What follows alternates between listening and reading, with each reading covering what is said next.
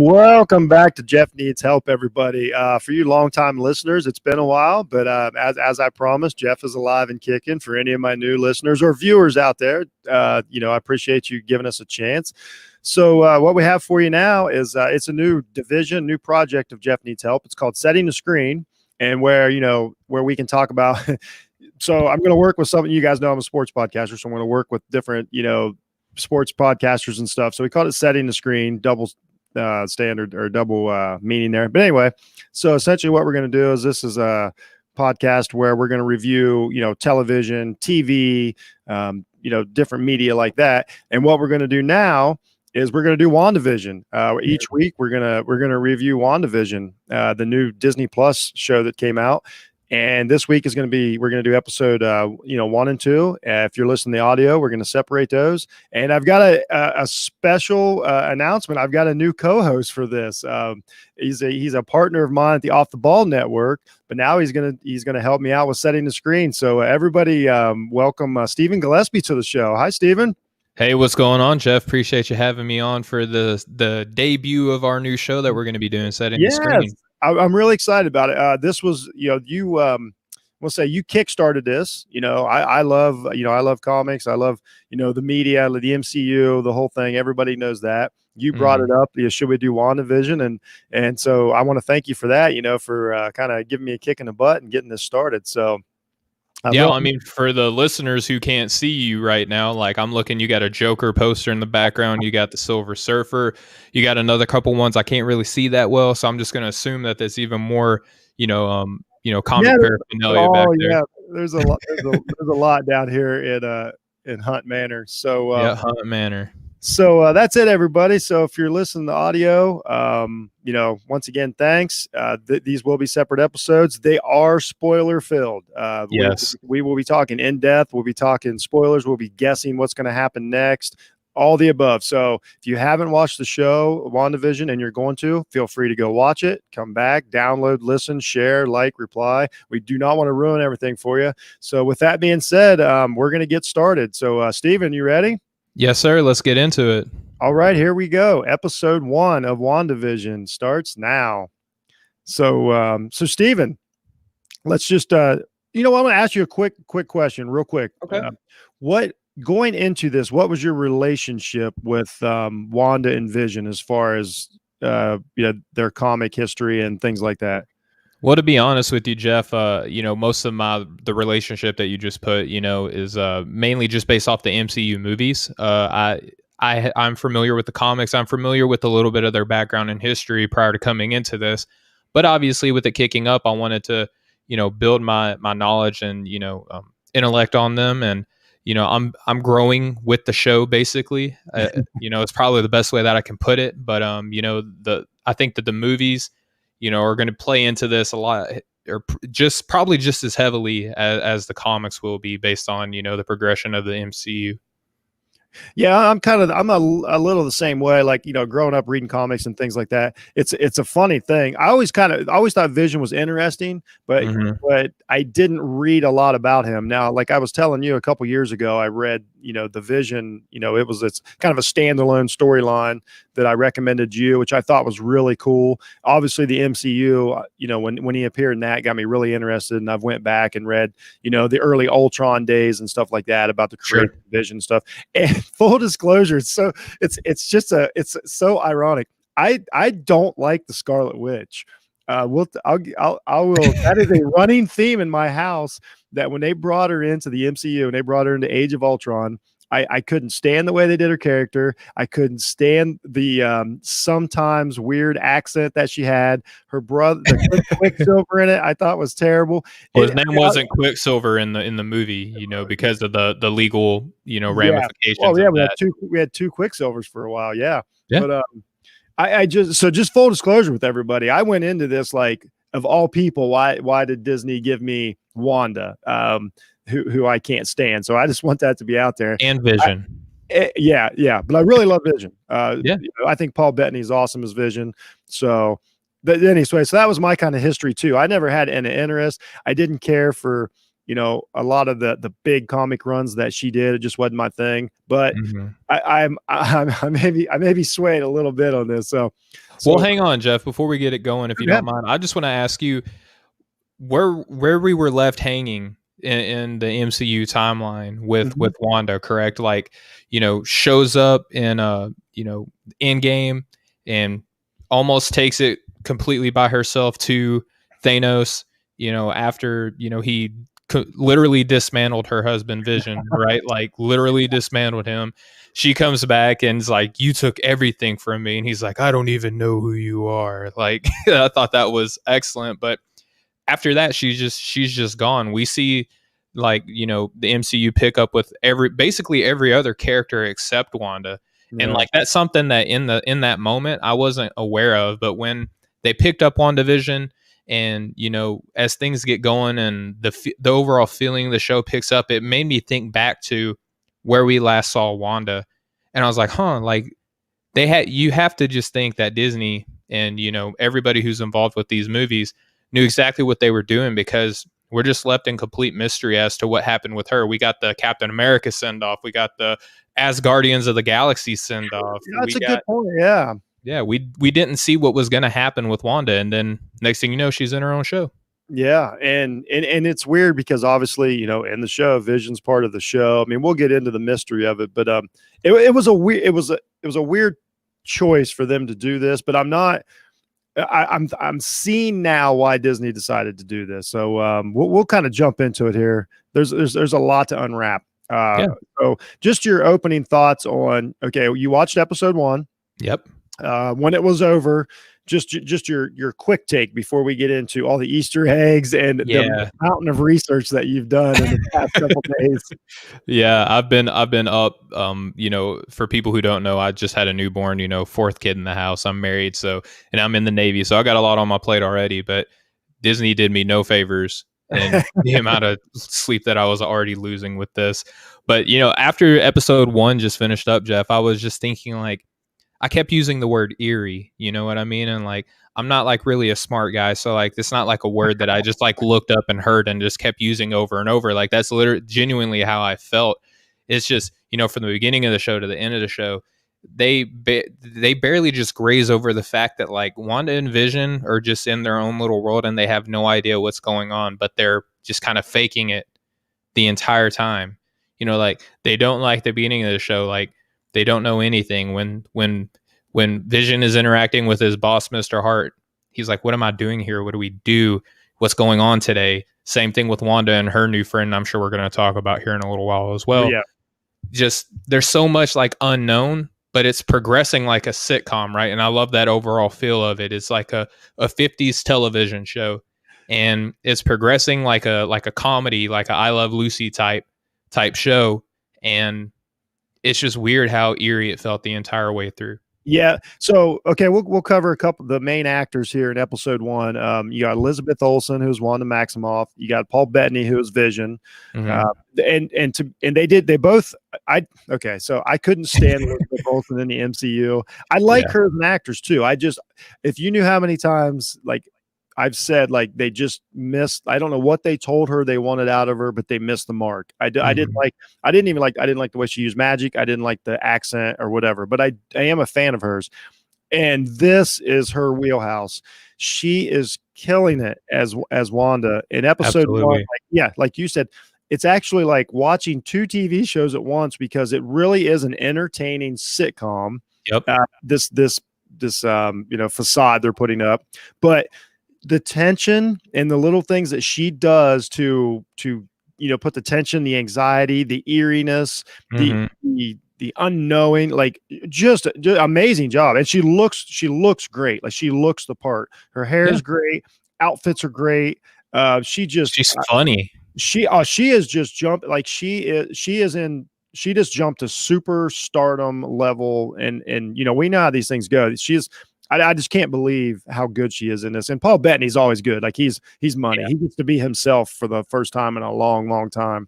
But just really, I guess my overall thing was just how impressed I was with the acting. And then so we'll move through a couple big things that happened in the episode. This is not going to be a podcast where we go scene by scene by scene for 3 hours. Right. It's just we kind of talked about, it's just not the way we're going to go.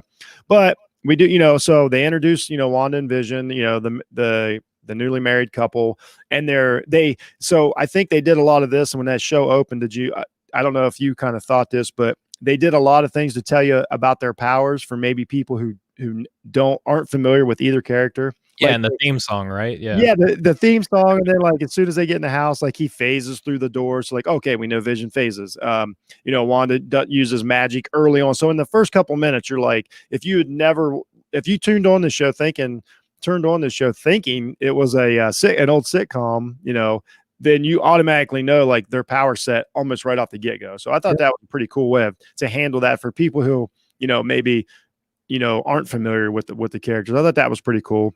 Yeah, it was a good way to introduce these characters going into what the MCU is referring to as Phase 4 now, right? Like that's the current phase that they're in. Right. I'm glad you brought that up. This is the beginning of Phase 4 for the MCU. So I want to talk about a character. You brought her up already, and I can't wait. So we meet Catherine Hahn, who's Agnes. Beautiful job, by the way. She is a wonderful actress. I love everything she's in. She stole the show to me. Yeah, she can do whatever she wants. I mean, she plays, sex symbols. She plays the crazy mom in shows. She can play like super serious roles. She is so versatile and so talented, and she is perfect for this. Now, I'm not as familiar with the comics as other people. I know Agnes is a big character in Scarlet Witch's world. Well, so what they did was, and it was really just clever, because we were talking about this before we come on, Jeff. You joke that we do a podcast before a podcast whenever we come on together, and that's really true. So in the show, her name is Agnes. Mm-hmm. So, and if you do any sort of research at all, if you just type in Scarlet Witch and Agnes, you'll go back and see that this is a nod to a comic book character called Agatha Harkness, who basically serves as a mentor of sorts to Wanda. And you kind of, if you don't know that, you get that feeling anyway, because as she's thrown into this show, she kind of comes in and she just kind of takes over as like, oh, hey, let me help you do X, Y, and Z around the house. Like, oh, you have an anniversary today. Let me get this magazine and we'll talk through how to impress your husband. So she's like step by step by step, kind of help guiding and shift and direct what Wanda is doing in this opening show. Oh, it's amazing, and I think it is a great way to tell a comic book story, because that's what this is actually feels very comic booky. Yeah. And they're doing a great way of telling a comic book story to people who may not be comic book fans. I think it's genius. Like for instance, I had a conversation, asked my wife, I'm like, do you want to watch this with me? Because she calls herself a superhero watcher. Like she knows everything that's going on in the MCU, the DCU, knows what I bug her with and tell her and stuff, but she doesn't read the comics. And and we talked about it last night because we were warming up for the show, and that's her take on it. She's like, I'm just a comic book watcher, so I know who these are, but she really, really, really enjoyed it. She, loved the acting, just the things that we're saying. So even though she doesn't know who Agnes is going to be, she picked up on it. You know what I mean? Exactly. I thought it was genius. I mean, as soon as she showed up on the screen, I'm just like, it floored me. Just perfect casting, just unbelievable. So we'll go through a couple more things here.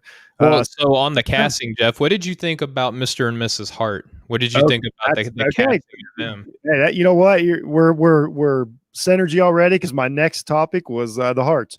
So they get to we meet Mr. Hart in the workplace. They show you Vision is trying to fit in.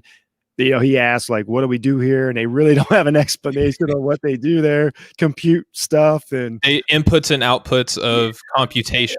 Like that's the most generic job description ever. Did a really great job. So there's always a confusion on Vision's part. I did pick up on that. Like Wanda seems to be more in on it, as far as aware of what's happening to them, which we really don't know what's happening. We assume we really don't know. Like we'll go through our theories after at the end of the episode here, but and Vision seems a little more confused. So I've got a theory on that too. So his is more like just trying to figure it out, as to where Wanda's almost putting up a charade. So yeah, of course we go to Vision's workplace. He's trying to talk to his coworkers. He stumbles through conversations, but Well, I think what we noticed, did you notice that right away, like nobody thinks he's odd, and he's very, very odd. Like he doesn't know basic stuff and how to communicate, but the people around him in his workplace and stuff don't really let on. So obviously they're in on the whatever's happening here. Now, see, I didn't get that. I didn't get that observation at all, and I love the fact that we didn't really talk about this prior to coming on the Oh show yeah, because I'm getting your take in real time, just as everybody else is, and I love it. So, I kind of get the feeling that neither one of them really know what's going on, and really, let's kind of back this up a little bit. Really, like the plot of the show, right? And in a sitcom sense, Wanda and Vision are in their home and they're in the kitchen and they look on the calendar and they see the date 8/23 is marked on their calendar yeah, with a heart symbol on there. And they're both trying to figure out what's so special about today, and they're both in this interaction and exchange with one another. And it's almost like, well, if you don't know, then I'm not going to tell you. Like, how dare yeah, you not know why this? It's very like you're married, I'm married. We have conversations like this sometimes with our spouses. I'm almost positive, right? So it's funny how they're already normal in that aspect, right? yeah, And they put this off, and then fast forward, Vision's at his work underneath his boss, Mr. Hart, and so he's under the impression that today I'm going to have this dinner party, right? Like it was what you've kind of named episode 1 was the dinner party, yeah, and he and his wife are going to come over for this. Meanwhile, Wanda, this whole time, is under the impression that today is their anniversary, and this is what makes me feel like neither one of them know what's going on. Is simply because this 8/23, neither one of them know what's going on, and as this story progresses, and I'm sure you're going to touch on it here, they're asked a series of questions that they can't really give like a hard answer to. yeah, yeah, yeah. So that's, well, I guess what, yeah, I guess to clarify, they're both they're both a little in the dark, but Wanda seems to be aware that something's going on, as to where Vision, as of yet, Vision is never like, like broken the fourth wall. Like, I see what you mean. Yeah. he doesn't seem to be aware. Like Wanda's kind of like, they know they're putting on a facade, but Vision just seems to be a little more caught up. And I think it's because he's the synthoid and she's not. Well, that's what I'm guessing. And Oh, yeah. So basically, what you're saying is like, even though she doesn't know what's going on, she does something. something is going on. Yeah, because how Gotcha. much she continually says, "Oh, yep, that's just a normal thing to do." Like she's aware Mhm. that they're not. No, as to where I think Paul Bettany is Vision is literally playing more of the classic, kind of like Goofy husband. yes, Mhm. yes, and he doesn't seem to be aware. Like he really was like. We'll get to the dinner party here in just a second. Like he really was, when he found out that Mr. Hart expected a dinner party, he really was like all in. He wasn't like, oh, of course. He was like, he was like a traditional sitcom, like, oh gosh, Fred Flintstone more than Yeah. anything, as Mhm. to where Wanda seems to be trying to figure out how to play the game. But you're right. We don't know what's going on. And And this is obviously, why I said that this whole episode was just eerie, is the word that I'm using, yeah. right? Oh, yeah. It's Because great. But then yeah, it gets real weary. mhm. So we get to the dinner party.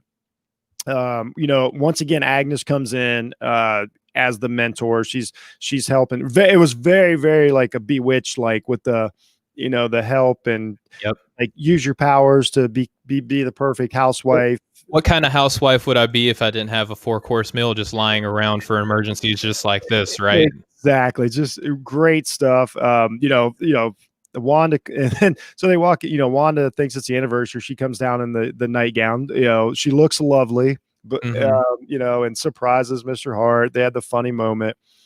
Can we talk about real quick how much I loved the cast for Mrs. Hart? Deborah Jo Yes, Rupp, I was hoping you would. Kitty from the '70s show. She was, Deborah what's her Jo name? Rupp, Deborah Jo Rupp. Yep, she's Kitty wonderful from the actress. '70s show. She plays Phoebe's brother's lover in Friends, and Yep. is very inappropriate, like 30, 40-year-old gap relationship, right? So she's just classic television mom, and Oh, I loved perfect. it. Perfect. And okay, so let's talk about the Hearts real quick. So we get to, and then we'll cover both here. I know it's everybody have to be patient, but we got to move these things along, or you guys will you guys will never get it all in. So if it sounds like I'm speeding Steven up, it's not. So yeah, so we're having the dinner party, all the conversations. Now the whole time, Mrs. Hart is basically like she is constantly like, no matter, this is where it's kind of eerie, and it's kind of what I'm talking about. Like nobody will recognize the oddness. Like, so we go through the whole making dinner and the witch and the funny stuff and the singing the songs, but Mrs. Hart never like gets frustrated. Mr. Hart's giving him the business, and he's Very brass tacks. yeah he's interrogating them. And I say that because my personal opinion, I'll throw one of my predictions out there now. I believe that whatever character Mr. Hart is, or whatever person he is in the quote unquote real world, I think he's trying to interrogate. I think those two were playing good cop, bad cop.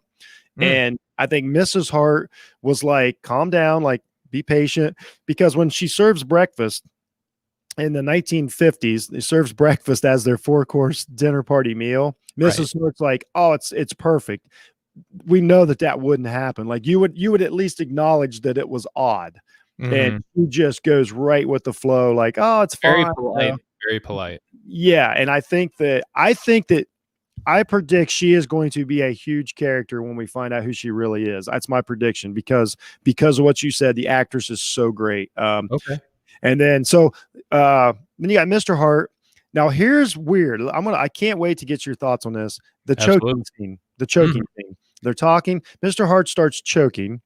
I'll set it up real quick. Mrs. Hart's essentially saying, "Stop it, stop it, stop it." Really odd. We don't like, in my mind, I still see interrogation. Like she's saying, I don't know. Like, I don't know. Like the word "stop it" is changing from, Mr. Hart cut it out to you guys stop this. Is that what you're saying? Something like that. I really don't know. But something like that. So anyway, so Mr. Hart chokes, Vision phases in, grabs a piece of meat in that scene. So what do you have on that scene? Because that was a very pivotal scene, because that was when we officially know right now that nobody can act like this is normal. Like, now here's what we know from this scene. Vision and Wanda are not in a real world scenario to where they're posing as regular people in a real world. Once you phased in and stopped somebody from choking, like, and then that's over. So now we know that we're in some sort of altered reality, right?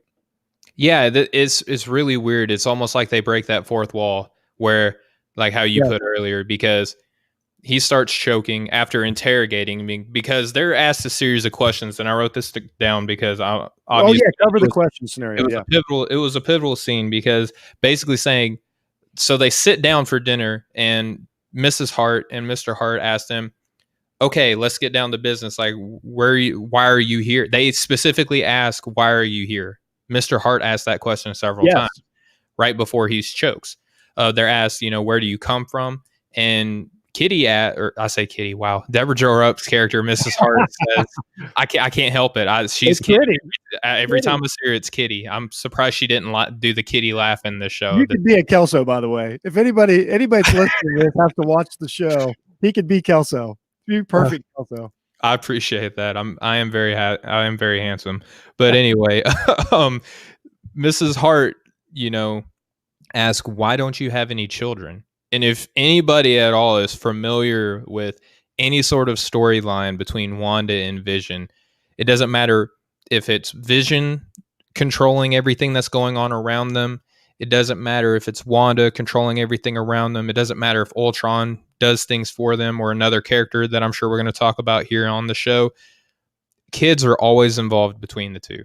Yeah. And so asking them in particular, why don't you have any children? This is going to be that part is going to be very integral to the progression of this show, is the fact that Wanda and Vision having children. And so after this interrogation, you just spoke on this earlier, Jeff, Mr. Hart starts choking. And that's when we get stop it, stop it, stop it, stop it, over and over again. Which was, but just as I hate to interrupt, but just as the show makers, it was wonderful. It was very I don't know if you're a fan of it or if you've watched it, but it was very similar to like the old Twilight Zone, to where like it was so well directed and so well paced, but yet they delivered this tension. And I thought that scene was just, as far as the filmmakers, the showrunners and everything, was so well shot. I thought it was perfect. is eerie, right? Like that's Yeah. I can't help it. Like that's the same word that I'm going to use every time. It's just It eerie. conveyed the message like so. Well, that's why you hire great actors. I mean, that's why I think that Kitty, we'll call her Kitty. Kitty, thank you. I think she's a huge part of the show somehow, and I can't. It's And whoever the characters are from the comics that these people are acting out, they really did their research and they're bringing that across. and neighbors are always a big part too. I've spoke on like the neighbors in every storyline too. No matter who they are, no matter what storyline it is, neighbors play an integral part in the development of these two in any storyline. Yes. So when she's saying stop it, here's the theory of mine, or it's not really a theory. It's basically just like calling back to several comic books, and this is one that you recommended to me, 2015's The Vision, where Vision has a family. I'm not going to get into the whole details. I can't believe that's 5 years old already. Wow. I'll speak on this. I'll bring this storyline up pretty consistently throughout this episode. You know, the Visions, where Vision essentially makes his own family and his own, he's wanting to live a normal life. And I'm not going to spend this whole episode talking about. I could do a whole episode on that. We might even do that. Maybe we'll do that as a bonus episode. That would be fun. Let's do that. But in the Visions, I don't know if you caught on to this, but when Kitty or Mrs. Hart keeps saying, stop it, stop it, stop it, throughout the Visions timeline, whether it's Virginia, his wife, or it's Viv or Vin, his son and daughter in there, there's always moments in those comic books where they repeat the same thing over and over as if they're malfunctioning. And I can't help but wonder if whatever's going on in that moment is a malfunctioning, or if it may be Wanda kind of altering the reality because she has that ability as a superhero, basically, as if she's kind of halting reality, because at that moment she tells Vision, he said, Vision, help him. And so Vision, on her command, gets down, phases through his throat, removes the stake, and then just weirdly enough, everything else keeps going back on to normal. That's when I was like, okay, we're onto something different here, man. I like that. I haven't read the book in a while, but you're right. There was a whole thing about the trying to be normal, but the repetitive. There's something to this show about the repetition. And when we talk next time about episode 2, there's even more there. But I think you're onto something with. It's not just saying stop it repeatedly. She says it the exact same way, the exact same tone, just like you, like it's like she's skipping. I think that's a good pickup. Yeah. Yes. So yeah, he saves him. Here's what we know. You know, like I said, we know now that we're in some alternate reality. We don't know who Mr. Hart and Mrs. Hart is yet.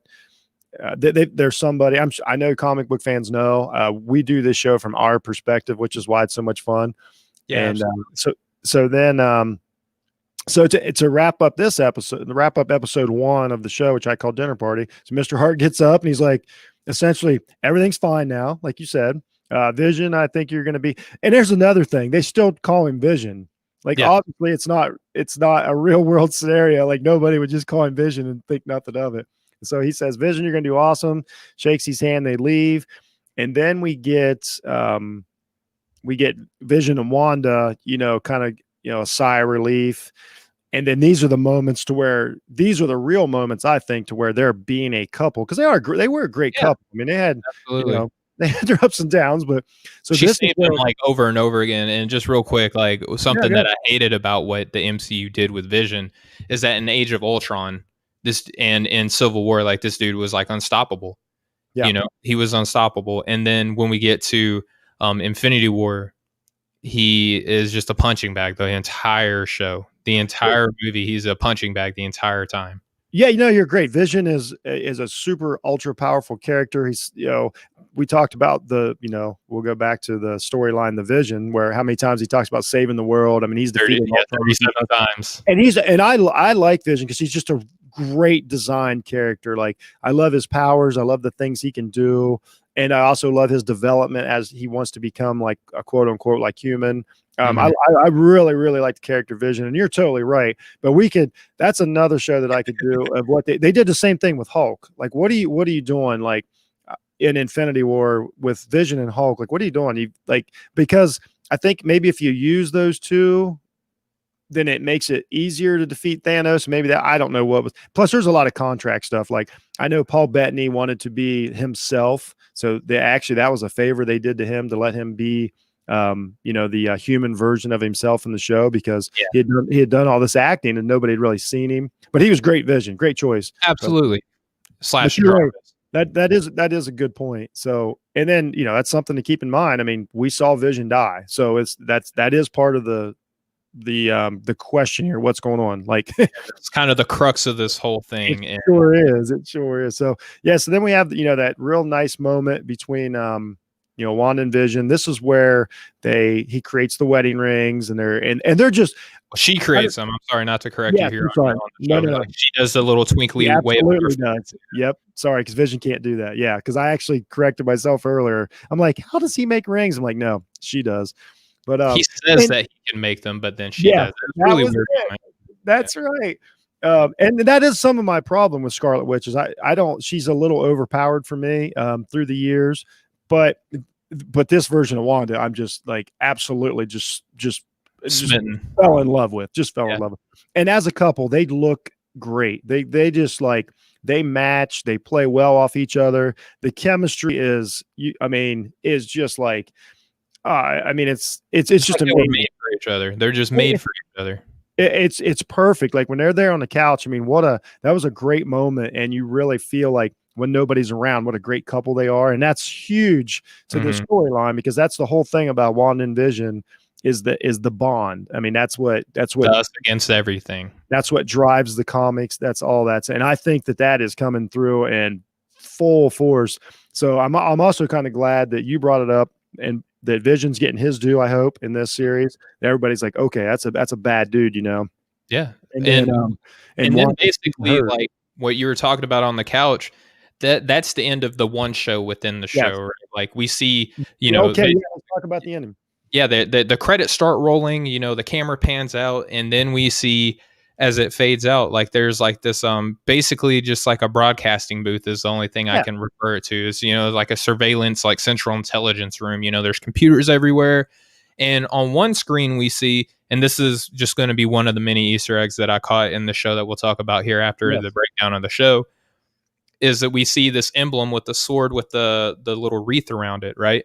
And then it pans out even more, and we just see it's like very Inspector Gadget. Like I don't know if you remember the animated Inspector Gadget. I absolutely do. We only see we don't really see the main villain's head. We just see his arms and the cat, right? Like it's very Inspector Gadget in that aspect, where we just see like this ominous hand, a notebook with that same sword emblem on there, and he goes to make like a phone call on a very weird looking phone or like paging device or whatever, and then it pans out again with like the broadcast, like basically when you used to lose signal on your antennas, right, where it starts like the fuzzy screen and the standby and all that stuff.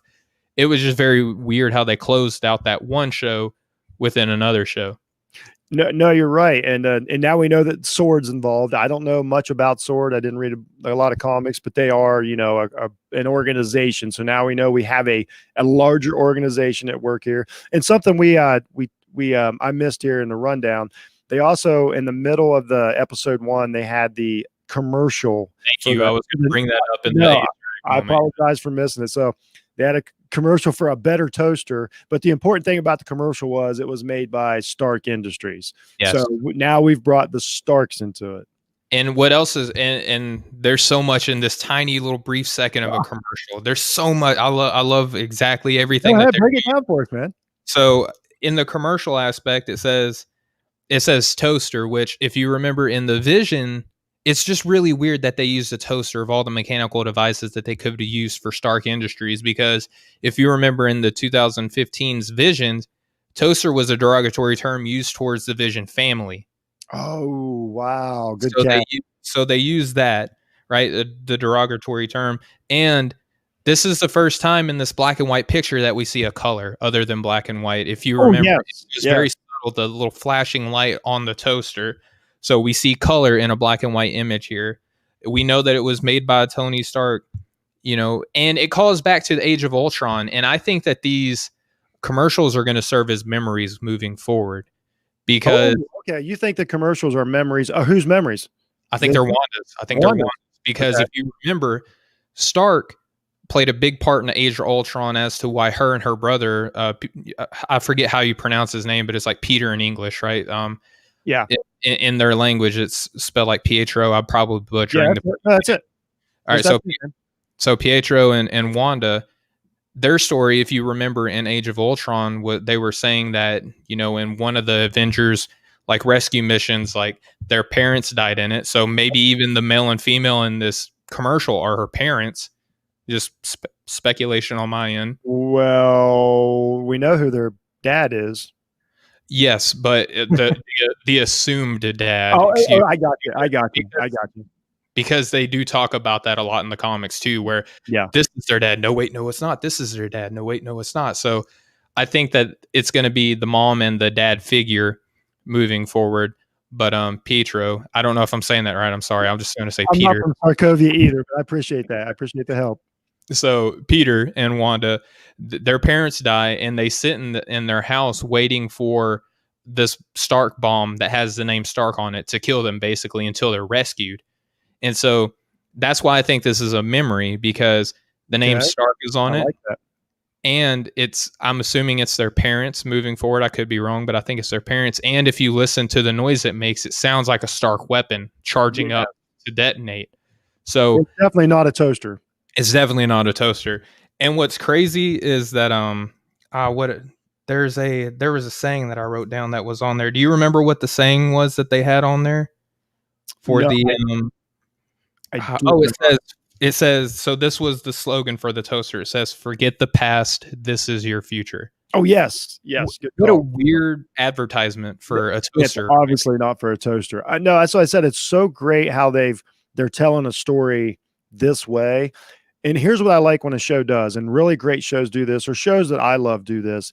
They allow the viewer, they treat them like an adult. Like they allow the viewer to figure it out. I do not like being hand fed this stuff and led around. Like I'm smart enough to watch a show and figure things out. And this show is like leap years. Like there is no exposition at all in this show. Like none. Like it's so great. Like, like they don't watch that commercial and then turn and to have a conversation with each other that we just had. They it's just over. The commercial's over. Like they could have like ruined it. Wanda looks at Vision or vice versa, and she's like, Stark, that figures. And once they do that, then they're like, okay, well now you're hand feeding us. You know what I mean? Like we got it. You didn't have to point it out. They're doing a great job of not doing that, which is. And this commercial too isn't like them sitting down watching TV. This is not at all. It's like during their show, right? It's like the show within the show that we're talking about, like they're being surveilled. Yeah. And like in the middle of them being surveilled, like this commercial pops up, which again, I think is going to be a memory of Wanda's. I think that's cool. And obviously we don't know if you're right or wrong. But I think that's a great one. And then we talked about the control center. So that was a great recap. Let's go to, first of all, let's rate this episode. So this is episode 1 of the WandaVision, Setting the Screen. So before the show, me and Steven came up with a rating system. We had to come up with something unique. That's what podcasters do, because that's how we are. So we came up with Infinity Stones because that's appropriate to the MCU. Steven pointed out there's 6 of them. So we're going to rate these shows 0 to 6 Infinity Stones. So Steven, since you came up with the idea, I'm going to let you go first. Episode 1 of WandaVision, which I named Dinner Party. How many Infinity Stones? Great name, by the way. Is it too crazy of me to already like from day one just to go ahead and give it 6? No, like it's your show, man. You rate it whatever you want. I love it. I just and I just love the subtle hints. And I got a couple Easter eggs that I just want to bring in. It won't take very long, I promise. So Agnes coming in with the flowers. If you go back and look at her character, those flowers are very subtle. Like I don't know if these are the Wonder Gore Everbloom flowers that kind of help predict the future.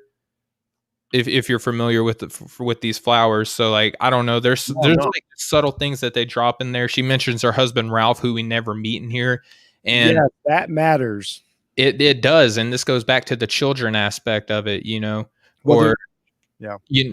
the children being asked about why don't you have any children portion of the conversation at the dinner party.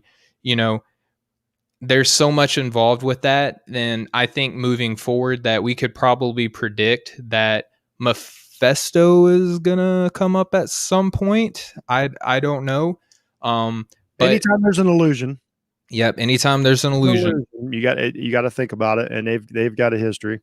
Yep. So I don't know if the husband's name Ralph kept getting dropped. I don't know if that's like code for Mephisto somewhere down the line. Yeah, yeah. I give it 6 stars or 6 stones just because I think that there's just so much from this episode looking forward that you're just going to be like, is it this storyline? Is it this storyline? Is it this storyline? You know? I got, you know what? I got to go with you, man. I was going to give it 5 Infinity Stones, but I give it 6 Infinity Stones. I give episode 1 6 Infinity Stones already because it was such a awesome surprise of how well it succeeded. And as a comic book fan, they told a comic book story and they packed it into, 35 minutes and, just what we've talked about. So many things they squeezed in there. Also, just adding into the 6 Infinity Stone thing, just the fact that we didn't have to watch like an hour and 30-minute television episode. They kept everything in. It's amazing. 25 minutes. That's all it was. Is that what episode 1 was? It was so fun. And like I say, they squeeze it in, then they move on. They don't have to tell me this. They don't have to go to Shield and have them explain everything that I just saw. That's not what this show is about. This is a smart show. It's so well crafted, and for waiting on it, this has been in the works for a few years. I mean, we've known that, this was going to be the start of phase 4, and I thought they knocked it out of the park. I was major skeptical, and I watched it twice and loved it both times. And it was like watching 2 different shows both times. It was so amazing. The actors are great. It looks great. Elizabeth Olsen, we already talked about, just perfect cast, dude. Just jumped off the screen. Like I just like Paul Bettany is a veteran actor. He's been in a lot of stuff, and he has trouble keeping up with her. Like she is, she's a superpower. Like it's amazing what she's done. I cannot wait to watch the rest of the series. So you said a little of them. We're going to do this real quick. We're not trying to like ruin the show for anybody, but after each episode, we're going to give just some of our general predictions of how the direction we think it's going to go. So I already touched on some of mine. It's more of a recap.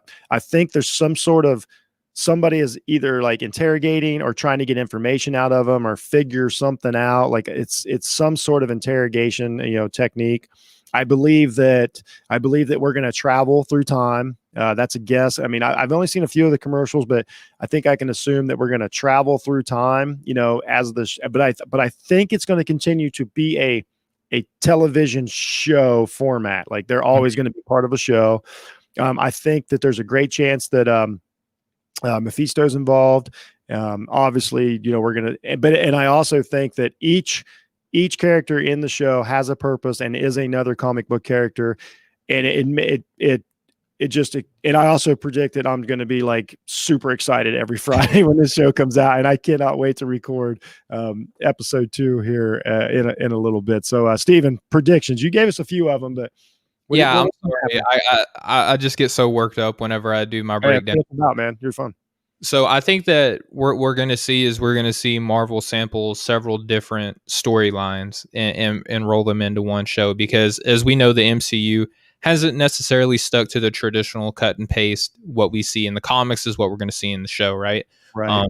Obviously, we haven't talking about Civil War. It feels like you're just talking about Civil War. Well, even Avengers, the first Avengers, the original assembly of the Avengers weren't the first Avengers in the comics. So like have Pym and Jan and all. Yeah. Anyway, I'm sorry.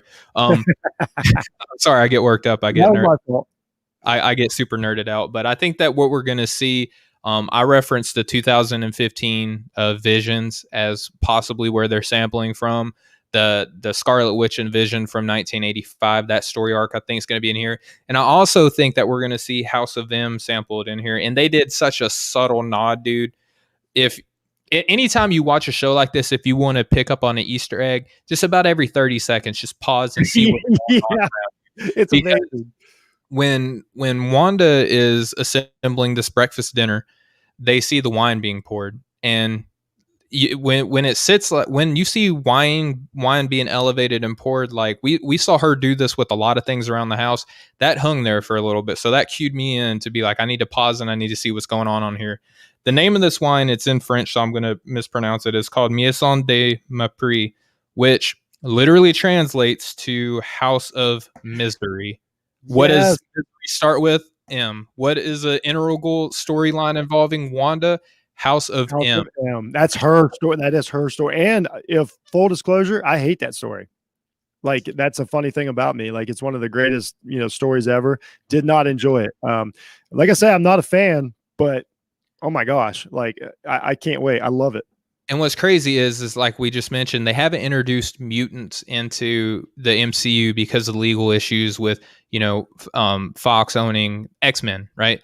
But Yeah. now we know that Disney bought Fox, and we're going to start slowly seeing mutants enter into the timeline. So It, obviously, I don't think that House of M is going to happen now. I won't spoil it for anybody who hasn't read the storyline or looked up anything about it. But it wouldn't make sense with the purchase of Fox for the storyline for House of M to happen now, because yes. it just does not work. But the fact that they gave a little tip of the cap to House of Misery for the name of that wine for House of Yeah. M, It was oh great. man, tickled pink. And I'll throw out another little Easter egg that it's probably a coincidence, sorta, but Catherine Hahn, it was Doc Ock in the Spider Verse. Oh yeah, that was her, right? Yeah, that's her. She was Doc Ock. Nice. So that's when I first heard her voice, I'm like, oh my god, is she going to be Doc Ock? And I'm like, Until just now. yeah, I mean, I know it's a coincidence, but that I thought that was cool too. That she was a Well, that great makes Doc sense Ock. because now the multiverse was teased in Far From Yes, Home, and yes, and with the whole Endgame timeline, with the when you yeah, mess with time tends to miss back thing. So yeah, there's several different strings we can tug right yeah. now. I'm So, stoked. oh Six no, great. stone. So that's it for episode 1 of WandaVision and the premiere episode of Setting the Screen. I want to thank Stephen Gillespie for helping me out with this. He's a great co-host. We're gonna do each episode individually of WandaVision. It's gonna be a blast. It's gonna be exactly like this. Now, so obviously, check out Jeff Needs Help, like, share, and review, subscribe. And also, Steven, he's not just a comic book genius. He happens to be a sports genius too. So go to Breaking the Game. That's his that's his podcast he does. And, check him out there. And we're both on the Off the Ball Network in our other side of our life. So, yeah, we got a lot going on right now. So, Steven, I thought that was great, man. How'd you feel about the show?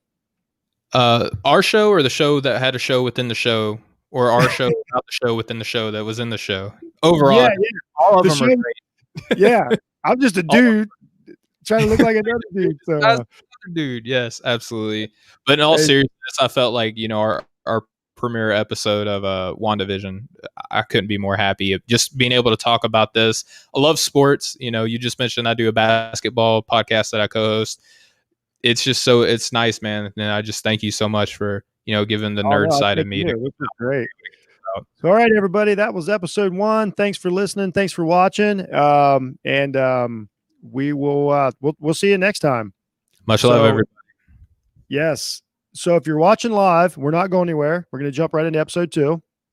We're going to take a quick break. So I'll be back here in like maybe 30 seconds or so. I don't know, Steven, if you need to, facilities Maybe or maybe a get a minute and a half. drink or anything. And then we're going to minute. jump right into episode 2. So if you're watching live, wherever you're watching, thank you. We've had some good turnout today, and we will be right back with episode 2.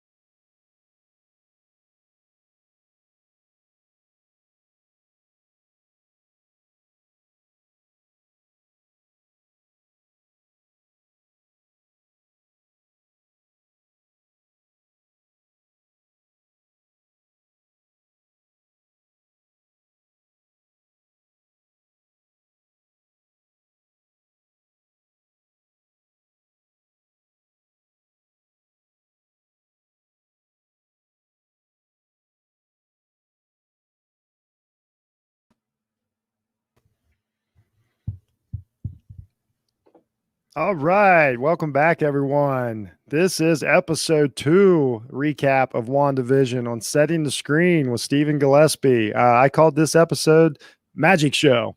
Very appropriate. Yeah, very derivative. I did not overwork on this. Critical thinking on your part there, Jeff. Yeah. I really came up. I really was grinding the wheels on this one. So One would say you pulled a rabbit out of your hat. oh, man. Ah. You really guys, with the Charlotte coming along, your dad jokes have really stepped up a notch, man. It must They have to. it must be it must be I how would it's say going. that kids act as the infinity stones of power in reference to dad jokes. So the more kids you have, the stronger your dad jokes become. You're building the infinity gauntlet of dad jokes. I love it. The dad gauntlet. So just like last time, we're going to talk about the episode 2 of WandaVision. We're going to we're going to break it down. We'll give our opening thoughts. We'll give our best out of 6 Infinity Stone ratings and our predictions for next week. So, you ready, man? Absolutely, man. Let's do it. Okay, so we called this Magic Show. We'll kind of start going through it here. So, okay, just like we did last time, just opening thoughts. You watched the show the first time after the initial watch, episode 2.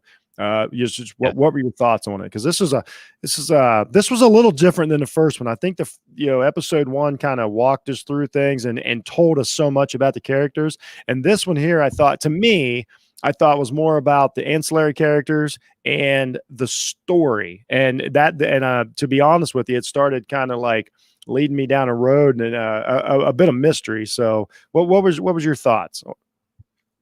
Yeah, I think mystery plays into the whole, overall theme of the show, which turns into being a magic show at the end. And we'll walk through everything. But my initial thought was, it felt different off the get, because now from the beginning of the show, from the last episode to this one, it's like time moved forward, like the overall time. Yeah. Moved forward. Most important thing that happened. What are we guessing? Probably we went from probably late 50s to late 60s. Does that sound about right? I wasn't going to say as far as like time period within each decade, but it definitely felt from 50s to 60s was my initial thought. There you go. Yeah, it went from I Love Lucy to I Dream of Jeannie. You know, nailed it. That's exactly what happened. That's basically what I gathered from the show. And I got to jump in and say once again, she looks great. Like, she just looks great in this show. Like the new hairdo, the new outfit. Mm-hmm. Like, my gosh, is she owning the show? And I'm talking about Elizabeth Olsen, everybody, as Wanda. I can't believe it. Like, she was born for this. So go ahead, sir. I'm sorry I interrupted you, but I just had to say that. I get it. You're Twitter footed, as they like to say, and Bambi, another Disney reference. So there we go.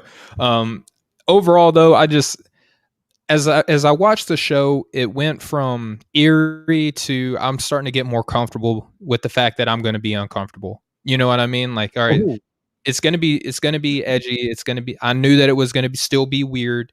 Obviously, from where the first episode left off to the pickup of this episode, I knew it was going to get weird.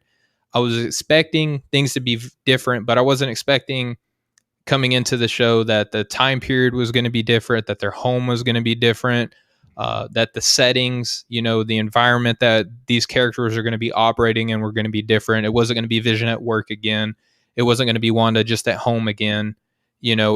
Everything, their universe is expanding. And going back to what we were talking about in the first episode, Jeff, it felt like a controlled environment. You know what I mean? It felt like a science experiment almost, where you have controlled variables. Now we're starting to get into, an expanded sample. We're getting more ancillary characters, as you put it earlier. We're getting more, scenes or environments, if you will, different settings. And it progressed. It still felt weird, but I'm starting to get used to the weirdness, if that makes sense. No, I think so too. So, like, that was what I said too, is like, now we know, like you brought it up. Now we know what we've got, and we know what to expect when the episode starts.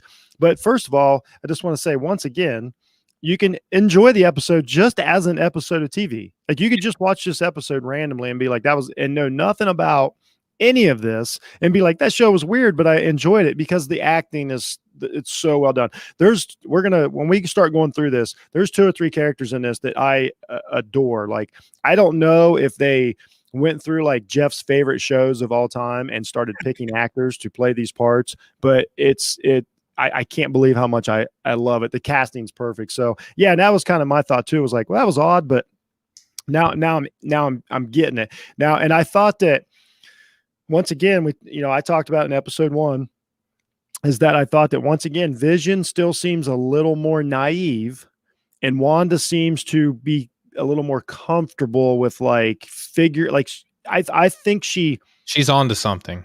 She's perfect. You said it way better than I could. That's why that's why Jeff needs help, everyone. So does Steven. She's picking up something. So do you want to start? We'll start going through the episode now. Do you want to start? Yeah. We'll start going down through it. So it opens up opens up with that oops, everybody. We're also live. Anybody wants to watch us live, a YouTube channel, go to Facebook, find us. You can see me and Steven do the show live. If you're listening to this, the audio, I know podcast. So anyway, so we see the Visions in bed. I call them the Visions, even though there's no last name. It's really Wanda and Vision. It's not his last name, but it's easier to call them that. They're in separate beds. We could just call it WandaVision. WandaVision's in bed. Yeah. So they're in separate beds. And this is a weird, I can't wait to hear what you made of the scene because I can't figure it out. So there's this weird scene where they hear something outside. Vision is scared. And so I'm going to give you a theory about this here in a second. So Vision's scared. No, I shouldn't say scared, but timid, frightened. Wanda's like, what do you think that is? They're having this conversation. And it turns out to be a tree beating against the window or something. And Vision is very relieved. And we talked about in episode 1, Vision's a bad dude. Like this is not his personality. And so then they also do a little thing here, which I thought was cool as far as a nod to the television world, is they join the bed. And that's about in TV when they went from separate beds on television shows and they started couples, they showed them in one bed. That was kind of neat how they did that. And once again, like, they have a little scene there to where, they're getting a little frisky with each other. The chemistry in these 2 is amazing. Like, I totally buy it. Like, I totally buy, that they're a couple in love and all that stuff. Just great. But so what did you make of the scared of the noise outside scene? Because I can't figure out what was happening there.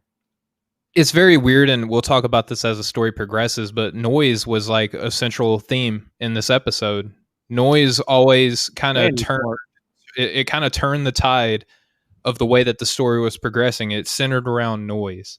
And the way that Marvel tells stories, you have to literally pay attention to everything. Jeff, we talked about this offline. You have to watch the show as entertainment first, and then, you come back with your notepad and you pause. You have to pause like every 30 seconds. That's why I'm glad that these shows are only about 25, 23, 27 minutes long, because I'm pausing so much. And even in the opening 1 minute, I pause so much because there's so many Easter eggs. But noise was the central theme in this episode for me that I picked up on.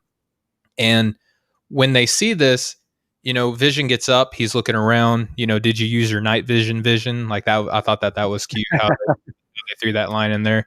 But Vision gets up and investigates, and you're right. You said maybe not scared, but that was the impression that I get, that he was scared because he jumps in bed and the blankets over his face. Like, if that's not scared, I don't know what is. Like, that's like a child almost. You know what I mean? So since you said that, I'm going to jump in real quick. I think we'll figure this out by the time we get to episode 9. As you sparked that, this is what I'm thinking. It's a prediction. I'll reiterate later, but I think that Vision, we saw him destroyed, right?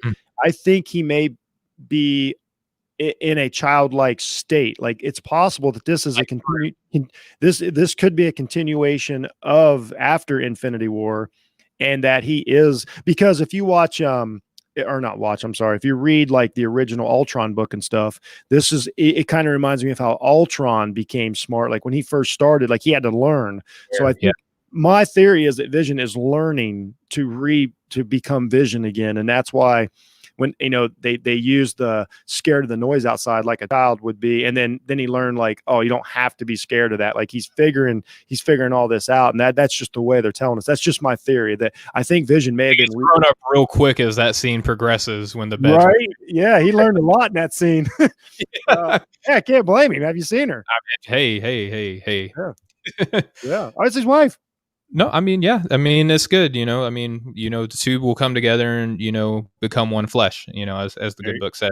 There you go. But that cold opening with the noise, like, and that's something that as we talk through episode 1 and I've gone back and I've watched this over, is that it's just something when you watch these shows, you have to watch them several times because you learn something new every. It's just like the movies. When you watch the movies, you pick up on subtle little hints, and noise was just something that I picked up on.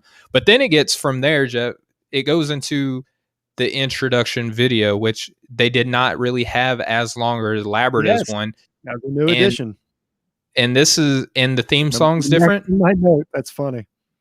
Yep. And in the intro video, there's so many Easter eggs. I'm just going to throw a couple of them out. I know that we typically like to talk about these at the end of the show, but no, please do.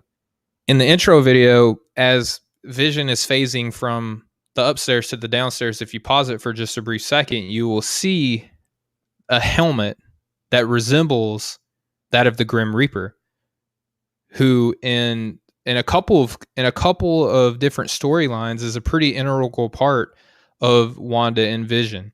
If you remember, I don't know this.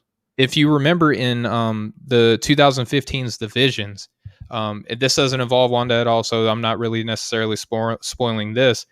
When Vision is away doing Avenger things, the Grim Reaper just so happens to show up and takes out holy cow members of the family, and then Virginia dismantles and buries the Grim Reaper in their home. Which is pretty much the storyline. Yeah, and it turns into a whole nother thing of events. If you haven't read it yet, I highly encourage it. Yeah. But I couldn't help but wonder. And it just so happens that in the comic books that Grim Reaper is the brother of Wonder Man, who is used to create Vision, but that's a whole nother thing that we could get into. Yeah, but, I can't go down the Wonder Man wormhole. It's insane. Oh, and there's another nod to Wonder Man here in this video that I'll talk about here in just a second. But when it shows the Grim Reaper's helmet and there's bones and cobwebs and stuff like hidden in between the levels of the house, it made me wonder about that 2015 Vision series where, like I said, that Vision's wife takes out Grim Reaper and buries him. So I'm like wondering, like, is Grim Reaper going to show up in this video, in the show or this episode? It's just so weird how that broke down.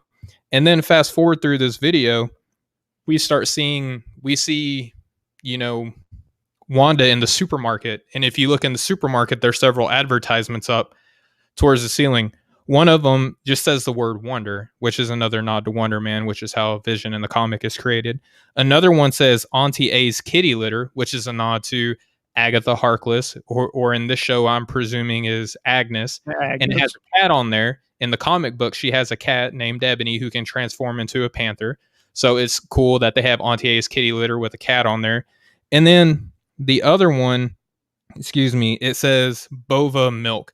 And if you're familiar with the birth story of Wanda and Peter, as I'm going to just refer to him from now on if I ever bring him up again, Bova is an actual, no kidding, cow that acts as like a nurse's assistant for birthing, and she actually birthed Wanda and her brother. So it was just neat how in that video that they unveiled several subtle little things just in like 15 seconds. No, it's like how they do all this, and that's awesome that they do it. And then man, that was awesome. I could just sit back and listen to your Easter eggs.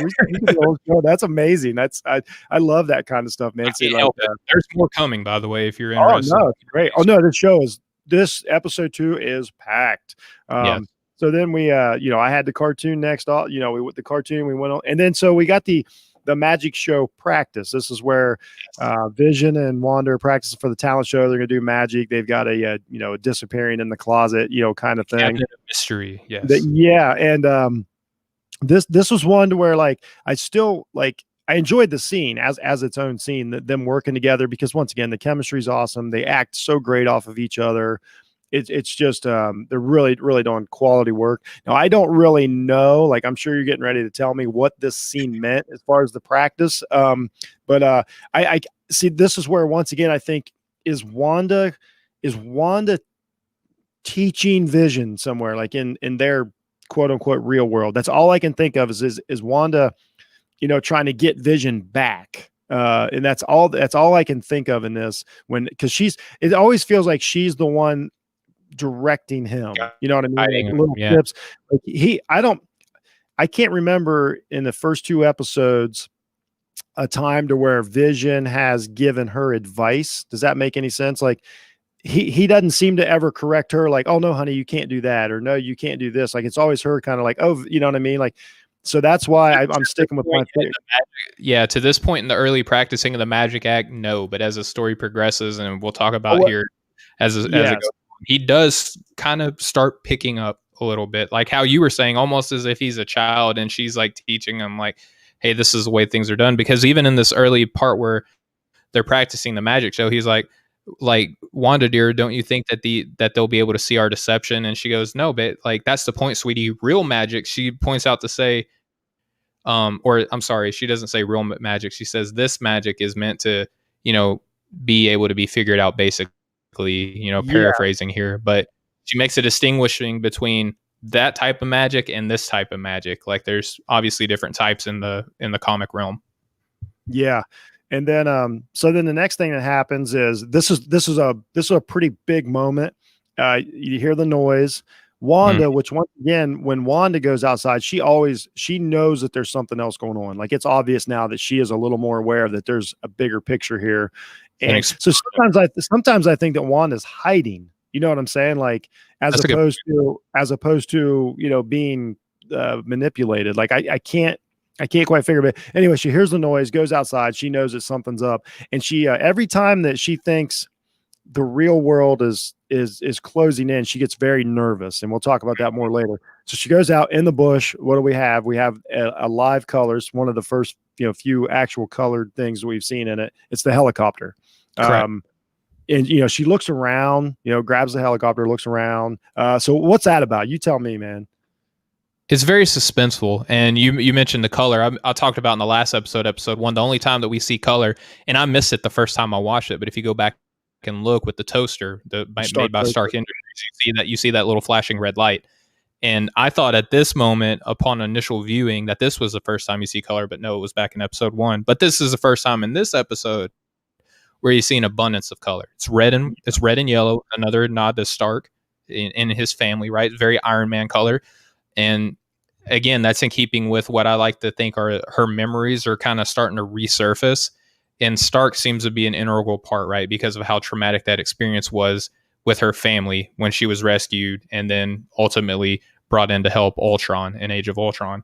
So we see this, we see the helicopter, we hear an explosion, but she comes out and it's a toy helicopter. It's not like a giant, like life-size helicopter that you would think would match with that level of noise that we heard in the house. It's like a big boom, comes out in this little plastic looking helicopter, painted in Stark colors. Also shows the emblem of a sword with that little wreath around it again, which is another subtle nod to sword again, right? So she's kind of entranced and she's like staring at this, and it's very suspenseful. It goes from being eerie in the first episode to when these types of moments happens, it's suspenseful. It's almost like a whole nother theme. And it also shows the number 57. I'm not quite sure why that's on there, but you don't really accidentally see numbers in Marvel like that. I don't think there's an accident in this show. I don't think I don't think anything placed in this show is an accident. So you see the helicopter. Mm-hmm. Yeah. So in case people didn't get to see or listen to episode 1, Steven's theory is that these moments like this, the commercials and stuff, are Wanda's memories, coming back to her. So like, the helicopter isn't a commercial, but the reason I brought up the commercial last time is because the correlation to Stark, the family of Stark, right? It could still be a way to show memories, which I mean, there's obviously some sort of like there's some we can't quite put the mystery together yet. So then it's awesome. Agnes is back. Agnes is taking is taking Wanda, and they're going to go meet the. Did you notice what she called her when they first met? I'm sorry, I watched No, this so much. no, don't be sorry. This is what we're here for. You know what they called her? And again, like there's going to be a magic show later that they're practicing for, but when she's staring at this helicopter and it's getting suspenseful, you mentioned Agnes shows up and she says, "Isn't it well, she says she calls her the star of the show." Oh, really? Isn't that crazy that she calls her the star of the show? With the show coming up later in the Magic Act, but like this is also like the show within the show that we just keep calling this television series, right? I just thought that was. Oh yeah, Agnes. Everything Agnes does has a huge purpose. I think she's probably the key part of this entire series, if I had to guess. And Catherine Hahn can carry that load. I think there's no doubt. She's so good. So I get so excited about this. So they have a conversation. Now this is where it's more of just a typical TV show. They're talking about having a meeting with like the local party committee. Yeah, which is essentially, you know, in the 60s, things were, you know, just the way they were portrayed a little different. It's essentially a group of housewives is what, you know, they would be referred to back then or whatever to set the stage. And that's part of the show. They lean into those stereotypes a little because they're essentially trying to pull off a 60s sitcom. It gets very confusing, except for then once you start looking at the diversity and stuff, then obviously it's not. So it's really cool kind of how they're blending the two worlds. So we get to meet Dottie, and I just want to say, oh my gosh, it's Anya from Buffy. It's Emma Caulfield, one of my favorite characters in the history of television, or my favorite show in the history of television. I couldn't believe it. As soon as I heard her voice, like I almost jumped off the couch, man. Like my and wife, what was her role in Buffy? What did she play? She was a vengeance demon, and she was a demon, a vengeance demon who her job was to take vengeance on men. And then she wound up being an integral character, and her and Xander had a relationship, and she is perfect in that show as a demon trying to act like a human. And it's just they picked the perfect person for it. So we get to meet Dottie, and then, you know, you have all the tensions, and, you know, they're having the conversations, and of course Wanda doesn't fit in. Dottie's very overbearing, you know, typical. And then the whole time I call her Catherine Hahn, sorry, Agnes is essentially kind of narrating things to like. So here's what we know now too. We see the conversation with the women around, and they're discussing the event that's going to happen later. Yeah, and the whole time Agnes is completely aware of what's going on. So whatever her part is in this story, she is kind of all knowing, because she's not naive to think that she thinks Wanda's, you know, she's showing Wanda like magic and stuff, but she's also part of the community. So Agnes seems to be the one character that's like all knowing what's going on here. Like she is in the know, like almost like a witch, almost, right? Well, exactly. I mean, it absolutely has to be her. It's so cool, so cool. What a great scene. And then another treat. Wanda sits down. She starts talking to the woman beside her. They make friends.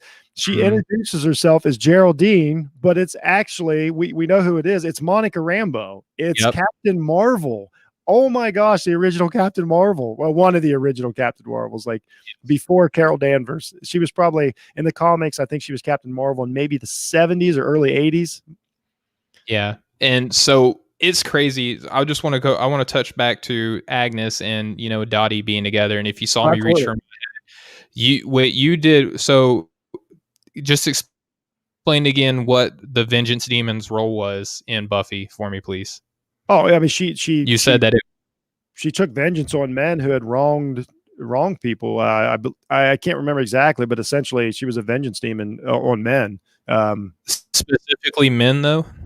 I believe so. I don't. Oh man, I got a crazy theory now that you just turned me on to later off of another Easter egg that's in this show. Okay, so well, don't forget it because that's awesome. I wrote it down. That's why I just had to throw out there that Anya's back, and I got to meet Monica Rambeau. Monica Rambeau, like if I'm sure most people know, but she is a legend in comics. She's an African American superhero. She was Captain Marvel. And I say that because that's a big deal. She's a legend. Monica Rambeau's a legend. If you've seen the Captain Marvel movie, essentially She's the daughter Geraldine of is the Maria. daughter. Yeah, Yes. she stumbles with her name and says, I'm Geraldine, which is the daughter, but it's Monica Rambeau. That's who this is. And if you look at the actress, once again, cast perfectly, Teyonah Parris is her name. And if you look at her, you know she's going to be a superhero. Like she is. She looks the part. She's great looking. Physically, you can tell that she's, just being honest, she could wear a Captain Marvel suit. Like you can tell that this is going to become something. And by the way, Monica Rambeau's Captain Marvel outfit is bar none one of the greatest of all time. So super excited. When I met her, I mean, my gosh. So she's obviously she's here for a reason. So now we've got Scarlet Witch, we've got Vision, we've got a Captain Marvel, we've got witches. I mean, things are really picking up, and we're in the beginning of episode 2. It's just amazing. And that scene, there was a couple little things that I wanted to touch on real quick that I think are pretty important. So Agnes introduces the rabbit named Senior Scratch, which is I think is a callback to her son in the comics. Name is Nicholas Scratch. Coincidence? Okay. I think not. So they're just keep pointing that Agnes is Agatha Harkness. Like this episode leaves little to zero doubt in my mind that she's right. that puts it to bed to me when she says Senior Scratch and her son's name in the comics is Nicholas Scratch. Like it's done, it's over. And so another part where Dottie is explaining that the devil is in the details, and then you see Agnes kind of break that fourth wall, and she's like, "That's not the only place he is." Again, I think that's a nod what we were talking to in episode 1 about Mephisto, who in the comics is Mephisto is the devil.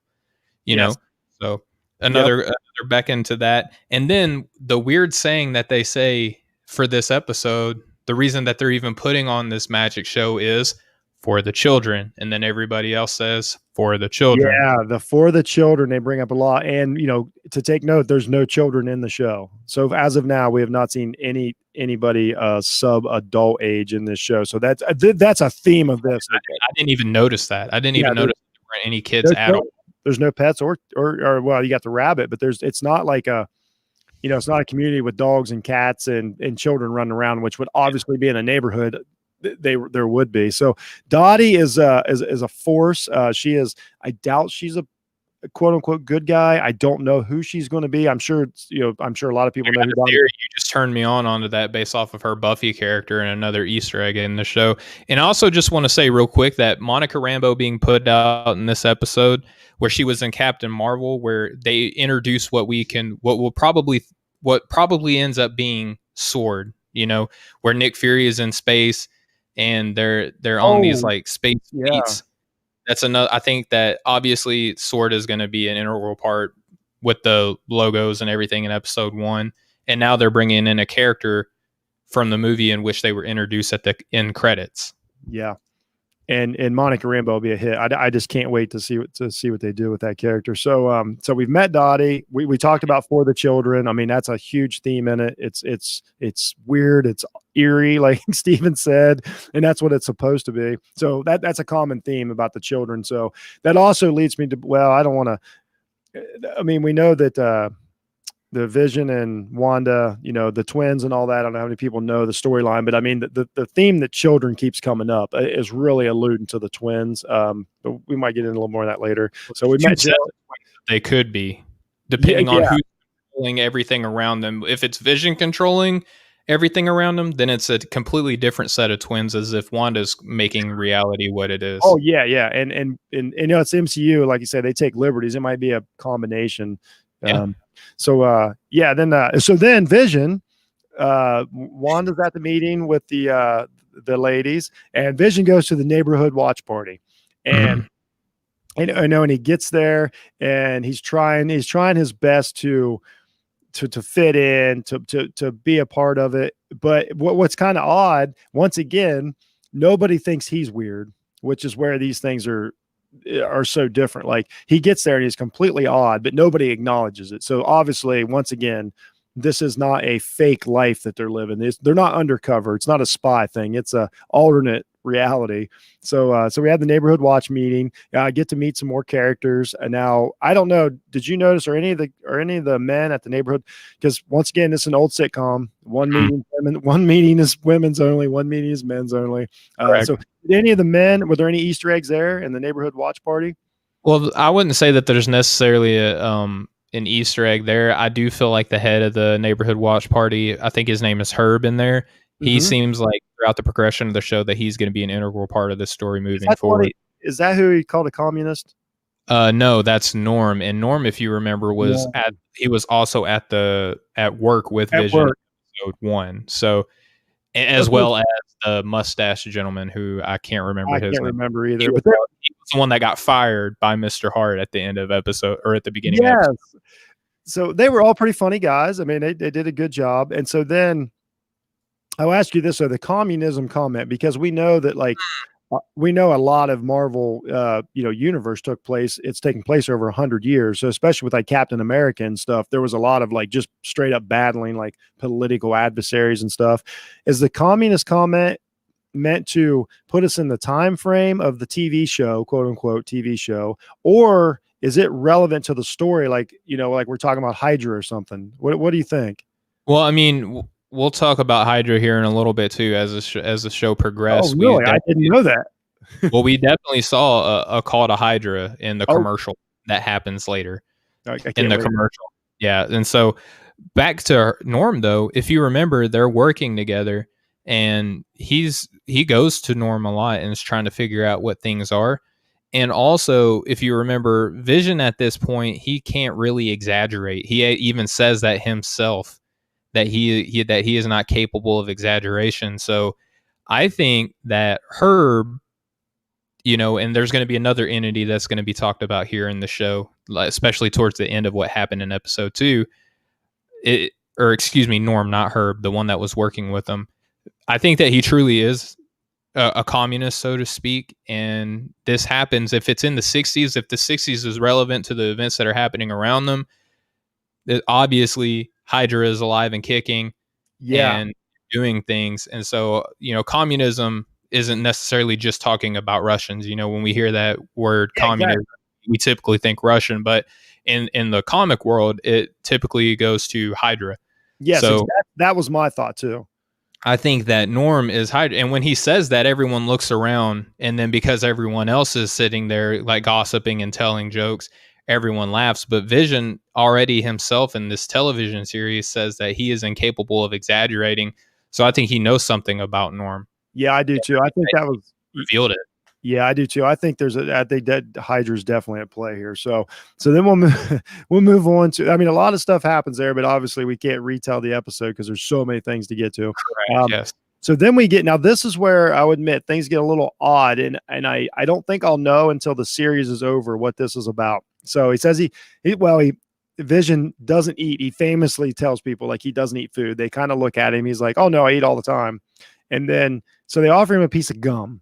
Mm-hmm. And he's like, "Oh, I can do that." And they're like, "I thought you didn't eat." And he's like, "Oh no, and he has a very proper term. It's He's like, gum food. Yeah. yeah. So, he's chewing the gum, trying to blend in, so to speak. So then he gets patted on the back because once he takes the gum, then all of a sudden he fits in. So that also plays to the Hydra thing as far as like, oh, he's one of us kind of, or whatever group, or you know what I mean? All of a sudden they accept him into the group because he took the piece of gum. Now, I don't know what the piece of gum is going to wind up being like in the, you know what I mean? Like what it actually stands for. I haven't figured that out yet, and I may not. I didn't think about that, but that's a very interesting concept. Yeah, like once he accepts the gum, then they're all of a sudden they're all buddies. Initiation almost. Yes, and then he swallows the gum. They show the cartoon insides of Vision. The gum gets tangled in gears. Yes. So we don't know. So essentially, it's some sort of poison or drug. Is basically what he acts like. He acts like he's drunk or intoxicated. intoxicated. Yeah, and he's drunk. Okay, yeah. So they show the gum, bind him up, and Paul Bettany is made to play a drunk. I don't know if anybody likes. I don't know if anybody likes the the movie he made with Heath Ledger. It was so great. Knight's Tale. I don't know if anybody loves The Knight's Tale as much as I do. It's one of my favorite movies ever. He's great in that movie. So he's going to be drunk. So we'll move on. Oh, wait, this is right when we heard, I can't remember. You'll probably remember. this is right about the time, I've got it in my notes here in sequence, we heard the radio voice talking to Yes, Wanda. I absolutely. Yeah, so maybe you can touch on that a little bit if you remember why I've got that wrote down here. Yeah, I have a couple key phrases written down. So and you're right, like it does kind of go back and forth between the ladies at the pool and the men at the library. And so it goes from the men at the library to the ladies are at the pool, and then Dottie and Wanda are talking, and it starts getting more intense. Yeah, It's getting intense. they both know what's up. Yeah. So basically, Dottie, who's the chair of the committee, says specifically, she was like, I've heard things about you and your husband. And then Wanda kind of slowly starts creeping up to her, is like, well, whatever you've heard, I can assure you that we're not here to harm anybody. Like, why use that phraseology? Why say that you're not here to harm anybody? Great question. And you're Avengers and you have harmed, villains. And, there's been, what's it called? When innocent people get hurt, there's a term for that I'm blanking on now. Collateral damage. Thank Collateral you. damage. Yeah, so there's collateral damage. So they've hurt people in collateral and in an intent. And she says, I'm not here to harm anybody. And then she says, I don't believe you. And then meanwhile, the Beach Boys song Help Me Rhonda is playing. It says, Help me Rhonda, help me Rhonda. And then it starts breaking up and it turns from Rhonda into Wanda. And then we start hearing this voice saying, they start saying, where is it at? I have it written down. Oh, who's doing this to you? Yeah, who's Wanda? doing this to you, Wanda? Who's doing this to you, Yeah. Wanda? And there's speculation that based on the cast that was hired, that this is going to be Detective Wu, who, if you remember, was in part of Ant-Man and the Wasp. That is the voice too. That is him. Okay, yeah. So that's basically introduce indirectly Detective Wu, who a whole lot of speculation as to what's going on here. We know that they're in some sort of controlled environment based on what we saw at the end of episode 1, that they're being surveilled. So I don't know if it's like someone's trying to break through into them and there's another event at the end of the show that keeps happening, but there seems to be some sort of like intervention where Wanda is trying to get broken through. And all of this, Dottie asks, who are you? And then she, the radio explodes. Dottie breaks the glass, and then we see the crimson in her hand. Yeah, that was a great scene. Yeah, she breaks the glass in her hand. The blood, is in full color and runs down. But once again, nobody freaks out. So like we're all in on this. Snaps back to normal as soon as the blood is covered. Snaps back to normal. And I just got to say, through all this, I've you just praised and praised, Elizabeth for how great she's doing, and Emma Caulfield went toe to toe with her. Like these actresses are absolutely killing it. It was unbelievable. Like, it was really just great. What a great scene. Dottie's great. I just couldn't like her more. And so, so then we have the radio voice. We move on to another commercial, another giant Easter basket full of Easter eggs here. Yeah. So this is the Strucker watch commercial that we see. And I didn't personally know this character and what they're talking about, but I know that Strucker is a huge part of the comic world. Do you know anything about Strucker?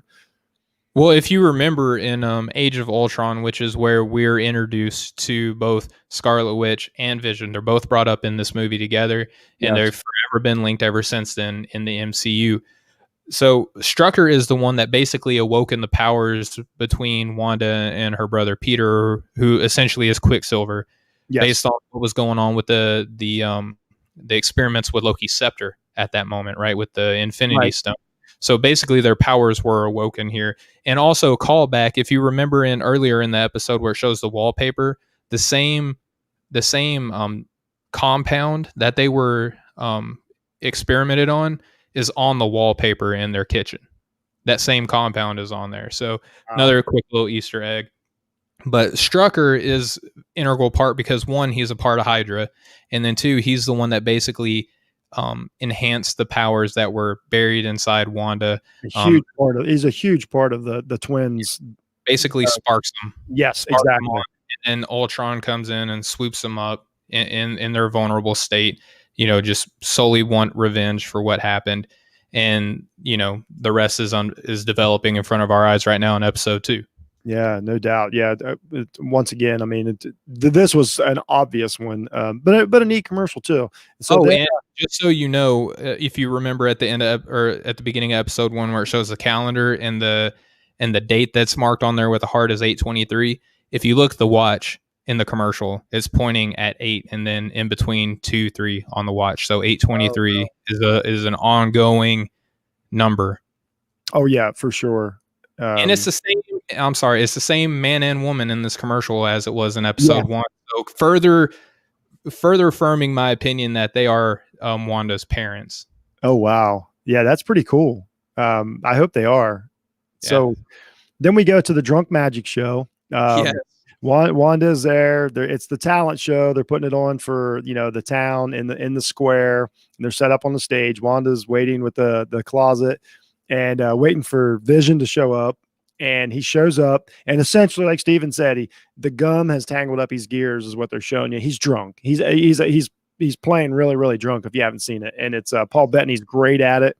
And but now I still don't know like what it means. So so what happens is they're doing their we'll go through it real quick and then we'll get your thoughts on it, Steven. They're doing their magic act, but Vision, since he's not with his full capacity, keeps using his powers. He's phased things through him. He picked up a piano, and the entire time Wanda has to keep using her magic so to keep people from the people watching, who we've met a lot of them, from figuring out that of the powers, which is odd because we've already acknowledged it so many times. Like everybody knows it's not real, so she has to use her magic the entire time to prevent Vision from being found out every time he uses one of his powers.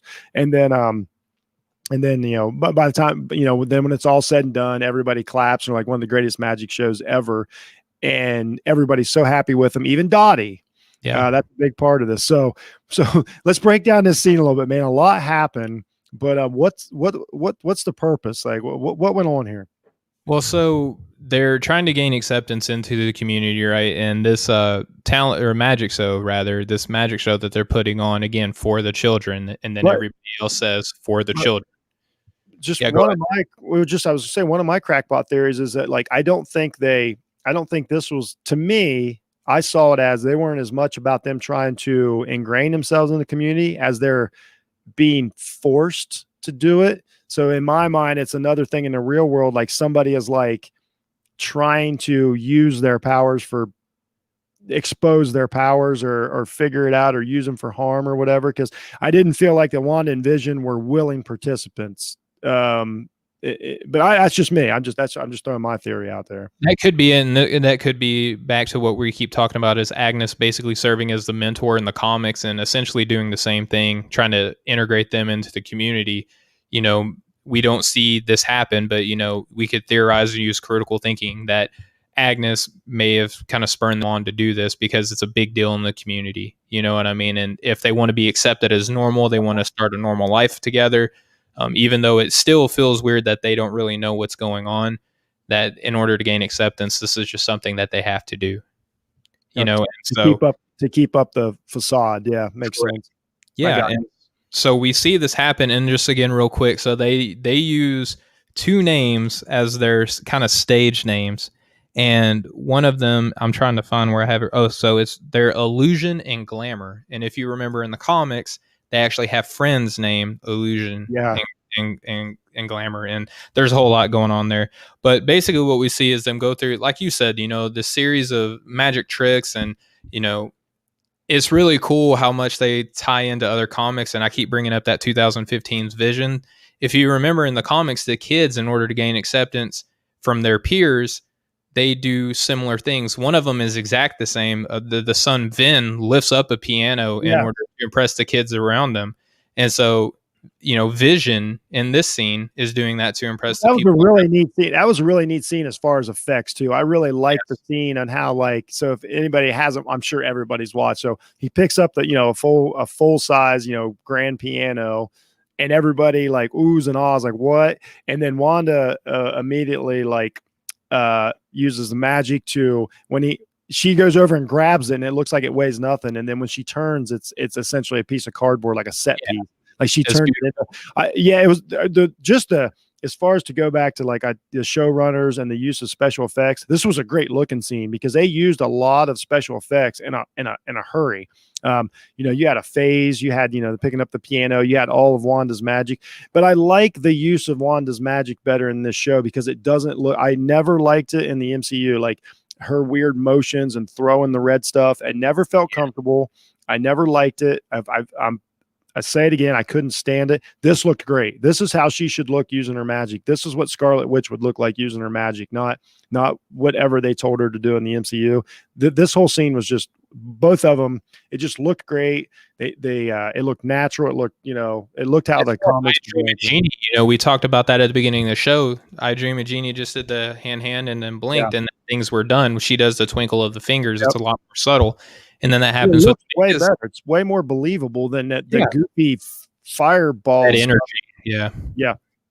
And what's crazy, the biggest one, obviously, that they don't get a chance to explain is when Geraldine appears in the Cabinet of Mysteries, because, and this is weird too, like there's something about the Cabinet of Mysteries that I think is bigger than what's letting on. Like, I don't know if this is a part of Doctor Strange theory or not, because that was my first thought, that it had something to do with Strange. Because they use cauldrons, they use all kinds of things. And they're like the object of something that's powerful, right? So like the Cabinet of Mysteries is probably something that is very specific in use, and they use it in here, and Geraldine comes through it. And it's really weird. The reason why I bring that up is because when Vision is doing his thing, he taps on the cabinet while Wanda is still outside. Everyone in the crowd knows that something has to be in there, which because it's really weird how they just are like, okay, well, what's in the box? Because it's almost like they know that how that cabinet works. Yes, if you exactly. Like something is brought through. And I don't know if that maybe, I just thought of this just now. Maybe that's how like this universe is created, is specifically through that Cabinet of Mysteries, because Geraldine is somehow magically pulled through this cabinet, unknowing as to how she got through there. But everyone in that community, other than Wanda and Vision, it seems like, knows that once you do that to the Cabinet of Mysteries, something has to go through. Like, that's just how it works. And that's like the feeling I got from that particular scene. Yeah, for sure. I did too. I had very, very, and we know that Doctor Strange is part of the fourth phase. So there's a very good chance that this is going to tie into him. I mean, it only makes sense. So yeah, I mean, it was a really cool scene. A lot went on, they got to use a lot of the powers and stuff like that. You got to see, like you touched on it, how the townspeople reacted, which was a huge part of it. And once again, you touched on that brilliantly. So they win the talent show. It's a big deal. Everybody claps. For the children.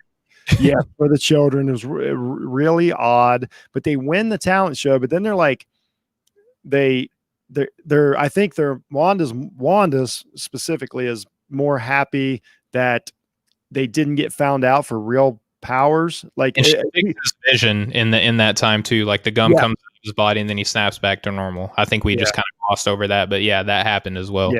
Yeah. So like she's relieved that they didn't get found out, so to speak, for their actual powers. Like, that seems to be a theme. Like, she's constantly worried about. So to me, in my mind, it's still somebody trying to either use their powers, expose their powers. There is somebody that they're more trying to hide their powers than they are trying to hide themselves. And I can't, I don't know yet. It's only 2 episodes, but she seemed very relieved. A lot of speculation. Super cool. And then, once again, I got a note on here, so many questions. Like, they are just rifled with questions constantly. That's obviously intentional. They're interrogated. I mean, just constant. Like, there's always follow-up questions. Dottie is relentless. So, like, Dottie, in my mind, is a character like Stryker or somebody like that, who's like some sort of magic.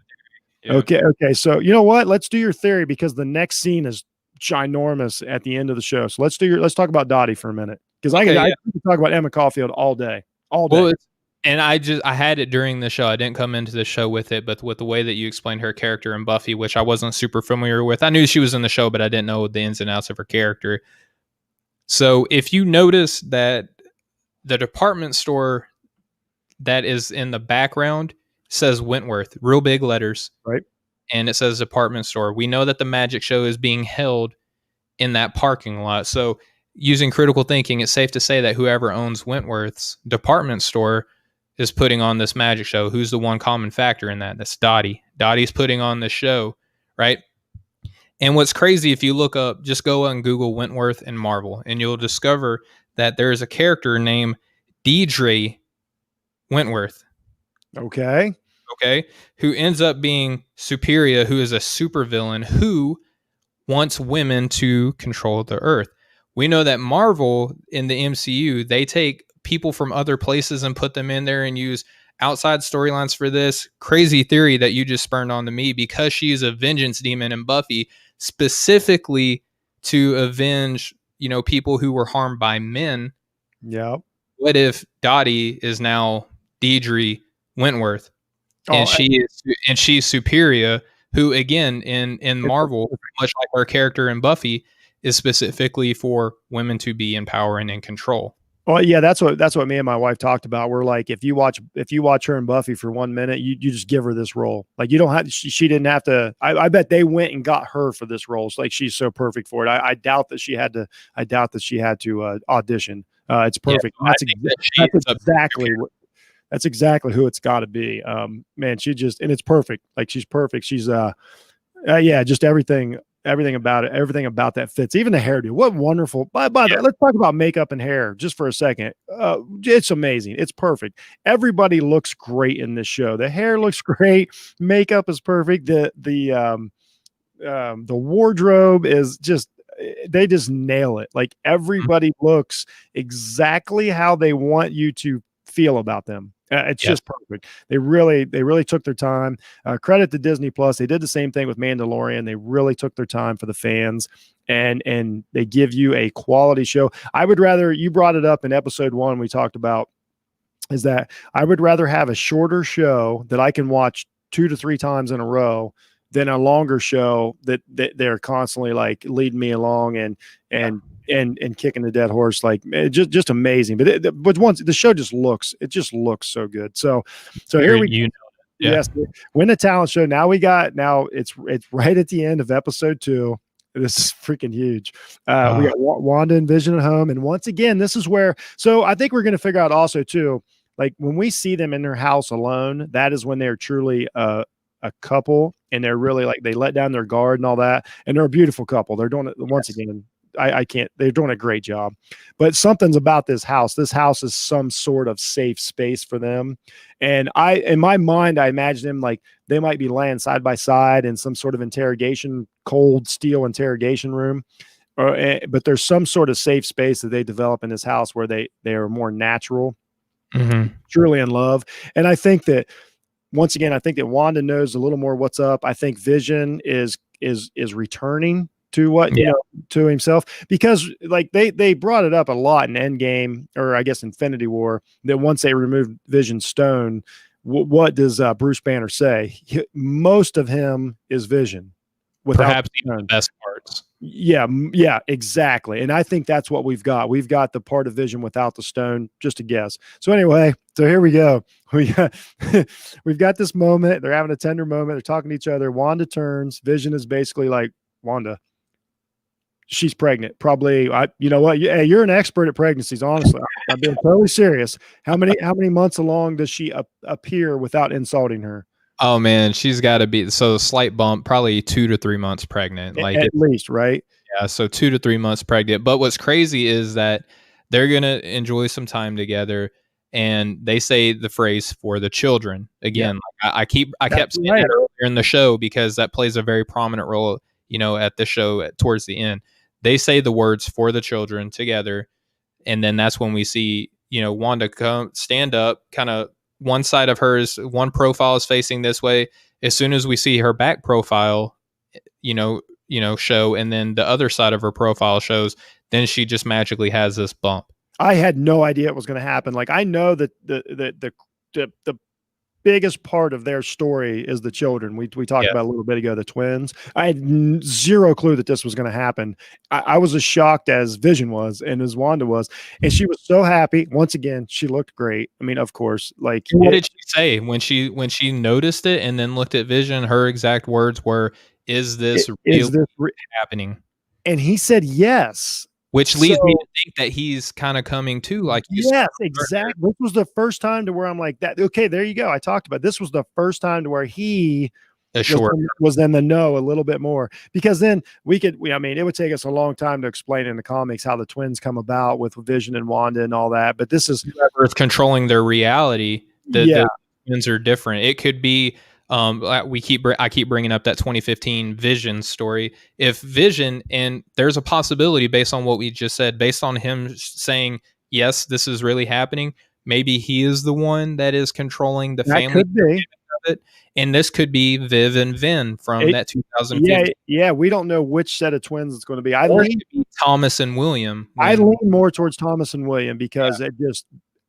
But you're right. It could go either way. But still, just I mean, an absolute amazing moment. And then they're so happy, when this happens. And then they go to color. Like everything, the color floods over them, and of course, just Vision's colors and stuff are just wonderful. And well, hang on. So I'm so sorry. No, it could be confusing to miss this up. They don't go to color initially. That's when after this big moment happens. When this happens, they hear another noise, right? Like we hear it. We brought it up at the beginning. Oh my gosh! I'm so sorry. I missed it in my notes. Yes, please. No. This is huge. Yes, please go back. So you know how I said that noise was like a recurring theme on this. At the beginning it was outside, closer towards. And that's why I think that they're in something. And then I imagine imagine if you're in prison or you're a captive and you hear somebody walking down the hallway. Like that's what I imagine these noises are. That's just in my head. Like so what you're saying is like this alternate reality that we're not seeing right now. Like they're basically being experimented on.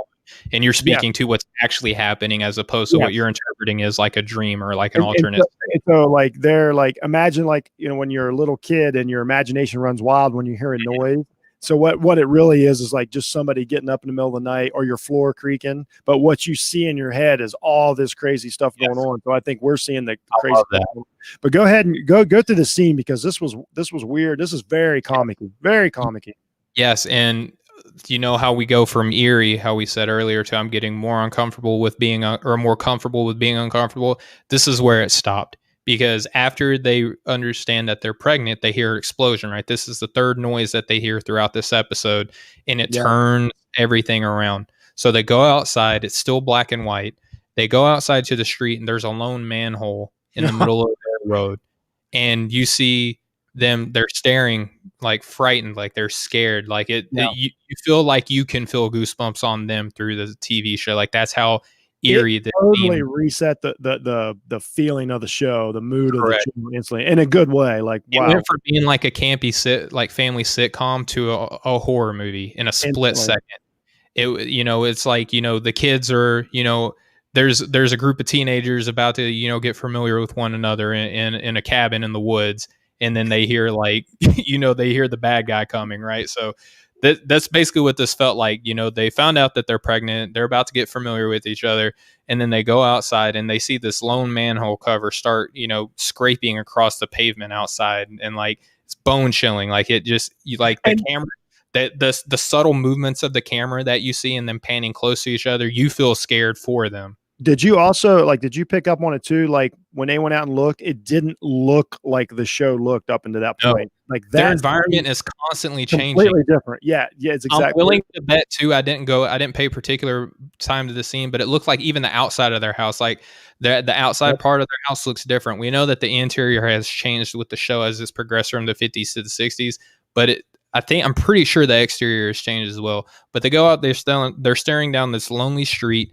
It's dark. They see, the light coming off their street light on this lone manhole cover. They start hearing it scrape across the pavement. You see white gloves coming out, and you see an apiarist or a beekeeper pulling himself up out of a manhole cover. Yeah. And then you see that it's kind of a side profile, and then there's like an immediate shift of their head looking right at them. And Wanda, her gut instinct in that split second was no. She says the word no loud, and then everything rewinds. Rewound, which that threw me totally off. Like so many theories were out the window at this point. Like I believe that the guy that got out of the manhole, did he have the sword logo on too? Now, what's creepy about this is that the sword, we keep saying, okay, this is the entity sword. What's really interesting about the beekeeper aspect of it, and this ties in with the Hydra, is that this could be the evil organization AIM. Oh, which I talked about earlier. Dottie, if she is Deidre Wentworth, she actually has a controlling interest in AIM at different points throughout the comic books. And then Strucker is also a part of the evil organization AIM too. But it's really weird that they would have the good guy symbol on the bad guys' clothing, but that could be that whole communism piece that we were just talking about earlier, because we know eventually throughout the timeline of Marvel that Hydra infiltrates Shield. They infiltrate the good guy part. yes. So here's what I think another theory of mine is happening here. So okay, real quick, we'll finish the show out real quick, and then we'll get some crackpot theories here. So she goes into rewind, like literally imagine like a VHS rewind, and they go back into the house, and this is where they're like, okay, let's reset. They go basically back to the moment when they were. She says, "Is this really happening? Is this really happening?" It assures her, yes. Yes. And then the entire scene floods with color. It looks great. Everybody looks great. He's perfect. She's perfect. It's all, and just the colors and stuff that they use, like to see on, like, once again, the cinematography and everything. Very vibrant. Yes. Oh, it's so good. And then, so that's it. That's the end of episode 2. That's how we finish. Hands out. And then we see again. We don't see another thing. Do you remember what they say at the end? It's a callback to what happened earlier in the show, the radio transmission that says, "Who's doing it to you, Wanda?" And then that's the end of the show. That's it. Yeah, there wasn't a cutscene or anything. So this goes on to, we talked about the Beekeeper coming out, and we've talked about how we've had touches of Hydra, we've had touches of AIM, we've had touches of Sword and all this stuff. I think another part of this, I believe that these are my crackpot theories here. So you know what? Let's switch to predictions here on the band. Let's do it, man. Yeah, we do this on the show. If you listen to last week, after we summarize, well, you know what? Should we rate the show first? However you want to. I think let's rate the show. And I did not put up episode 2 ratings. I feel so if you're watching this, you know this. So let's here's how we rate the show. We decided last week we do 0 to 6 Infinity Stones because it's an MCU show. So this episode I actually give. I give it, it's going to sound crazy. I give it 4 Infinity Stones out of 6. I'm sure you have an excellent reason as to why. The only reason is that's as of now, because I don't know what's going to happen in the future to change the things that I saw on the show. It's not that I didn't like it, but 4 out of 6 is a ton. Like it was really, really, really good. I thought it got bogged down a little with the drunken magic show. Wasn't like I lost a little bit of steam on the rewatch as opposed to when I rewatched episode 1. Like I watched it like it's the first time I ever saw it. So that's the biggest difference. But 4 out of 6 is not a negative. It was great, looked great. I got Emma Caulfield. That should give it another Infinity Stone. But but if I can't give them all 6, because then if there's a really, really extra good one, then we're going to have to add Infinity Stone. So I give it 4 out of 6. Great episode. What about you, man? Well, yeah, and if I can go back to episode 1, I'll probably lower it for that exact same reason. Because so you could raise it, but I'll probably give 1 after seeing 2, go back and watching 1 and getting out of my initial feeling, just because we've gone like over a year without anything like MCU related being released, right? So and for it to be good is just it's amazing. Yeah. So in my initial thought, it was 6 Infinity Stones. Now after watching 2, I may bump it down to 4, because this one I'll give it 5. And just because you liked it better. Okay. I did, because and as you're learning for me throughout the show, the amount of the amount of stuff that they can put in within the exact same amount of time, my notes literally doubled, if not tripled, in this episode. And the fact that they made me go through and research even more in this episode than they did in the first one, I got to give it a bump from 4. If I can pull a Wanda say no, rewind back in time, that's all we have to do, and change my rating system, I'll do that. I'll change that initial 6 down to 4, and then I'll fast forward here. Things are in color now. I'm seeing things a little bit better. I'll give this episode a 5, and I'll probably do that retroactively.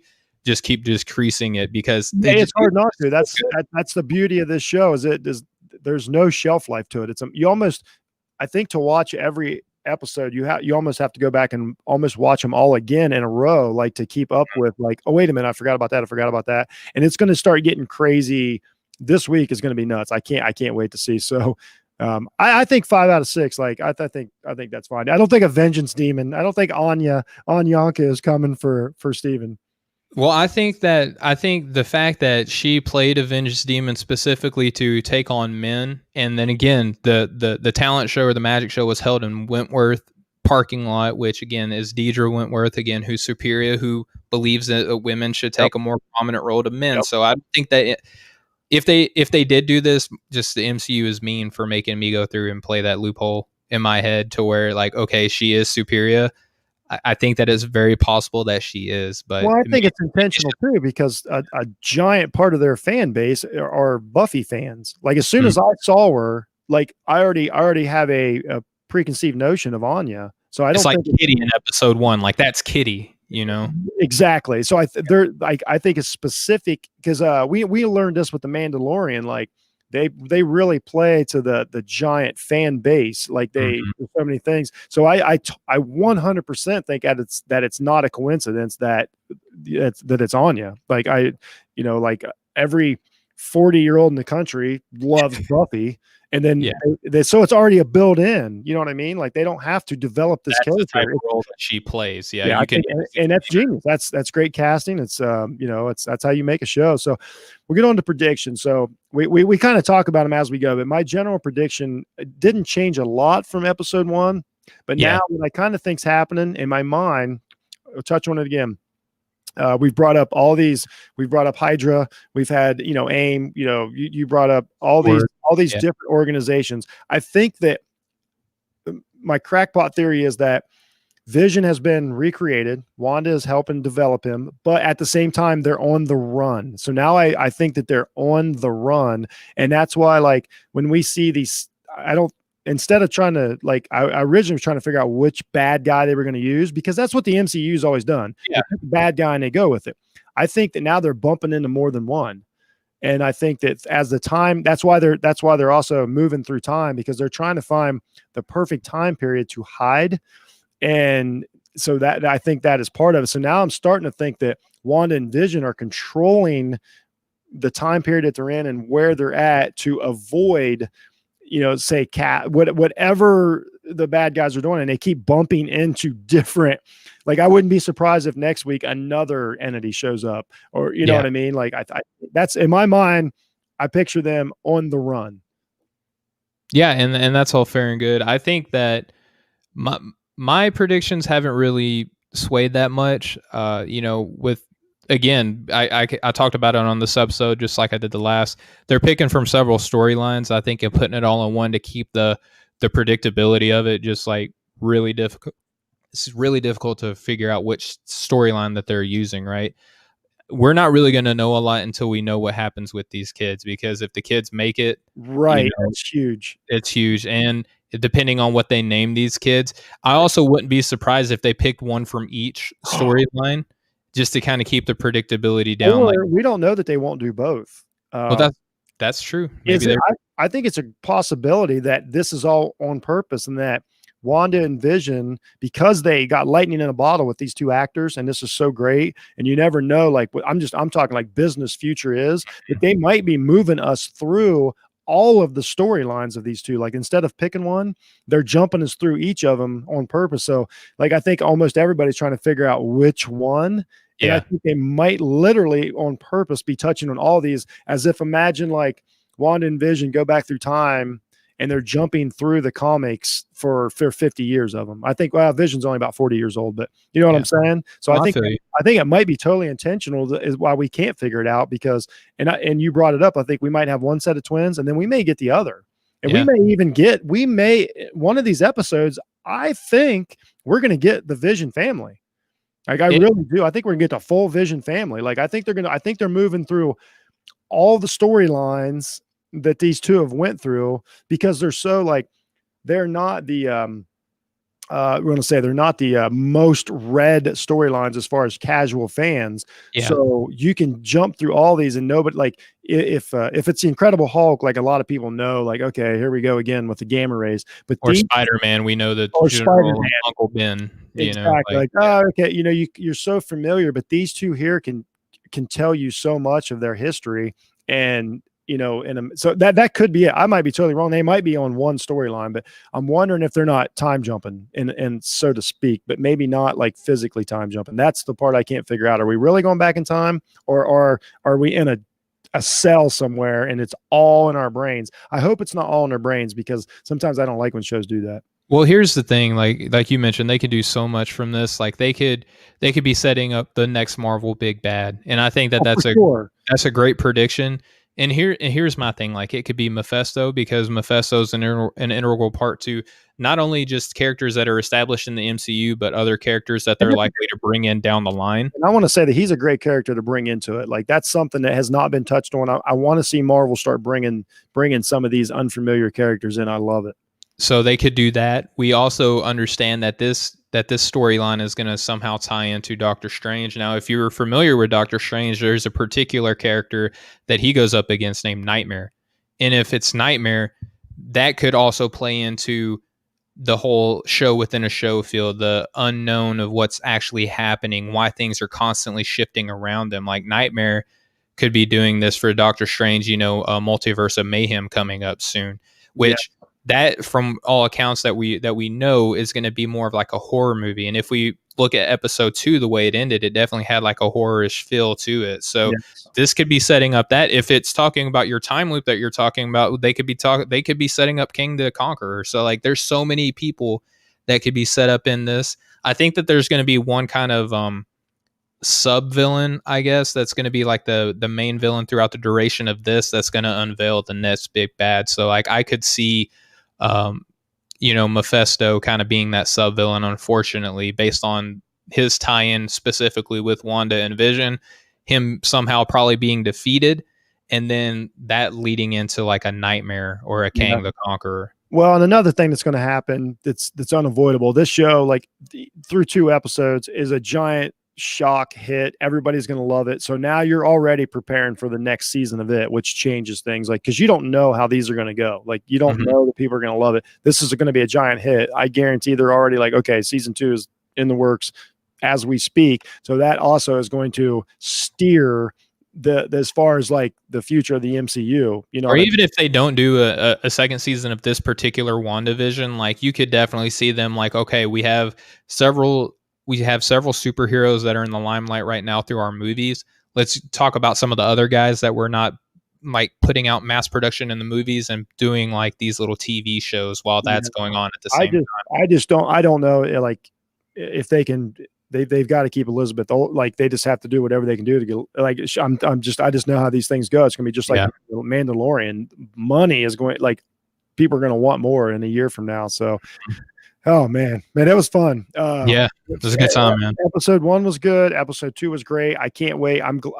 I used to like to binge my shows. I don't hate it now that Disney releases them. It's going to be 1 a week now, I believe. We're not like how it used to be. You used to have to wait a week for the next episode of TV to come out. It's frustrating, but man, I can't wait till Friday night to watch the next episode, and then we'll we get to do stuff like this because of that now. Wait, yeah. So that's it. That was episode 2, everybody. I want to thank Stephen Gillespie, my co-host, for being on Jeff Needs Help. Setting the screen, our new project. We'll bring this to you every episode of WandaVision. That was episode 2.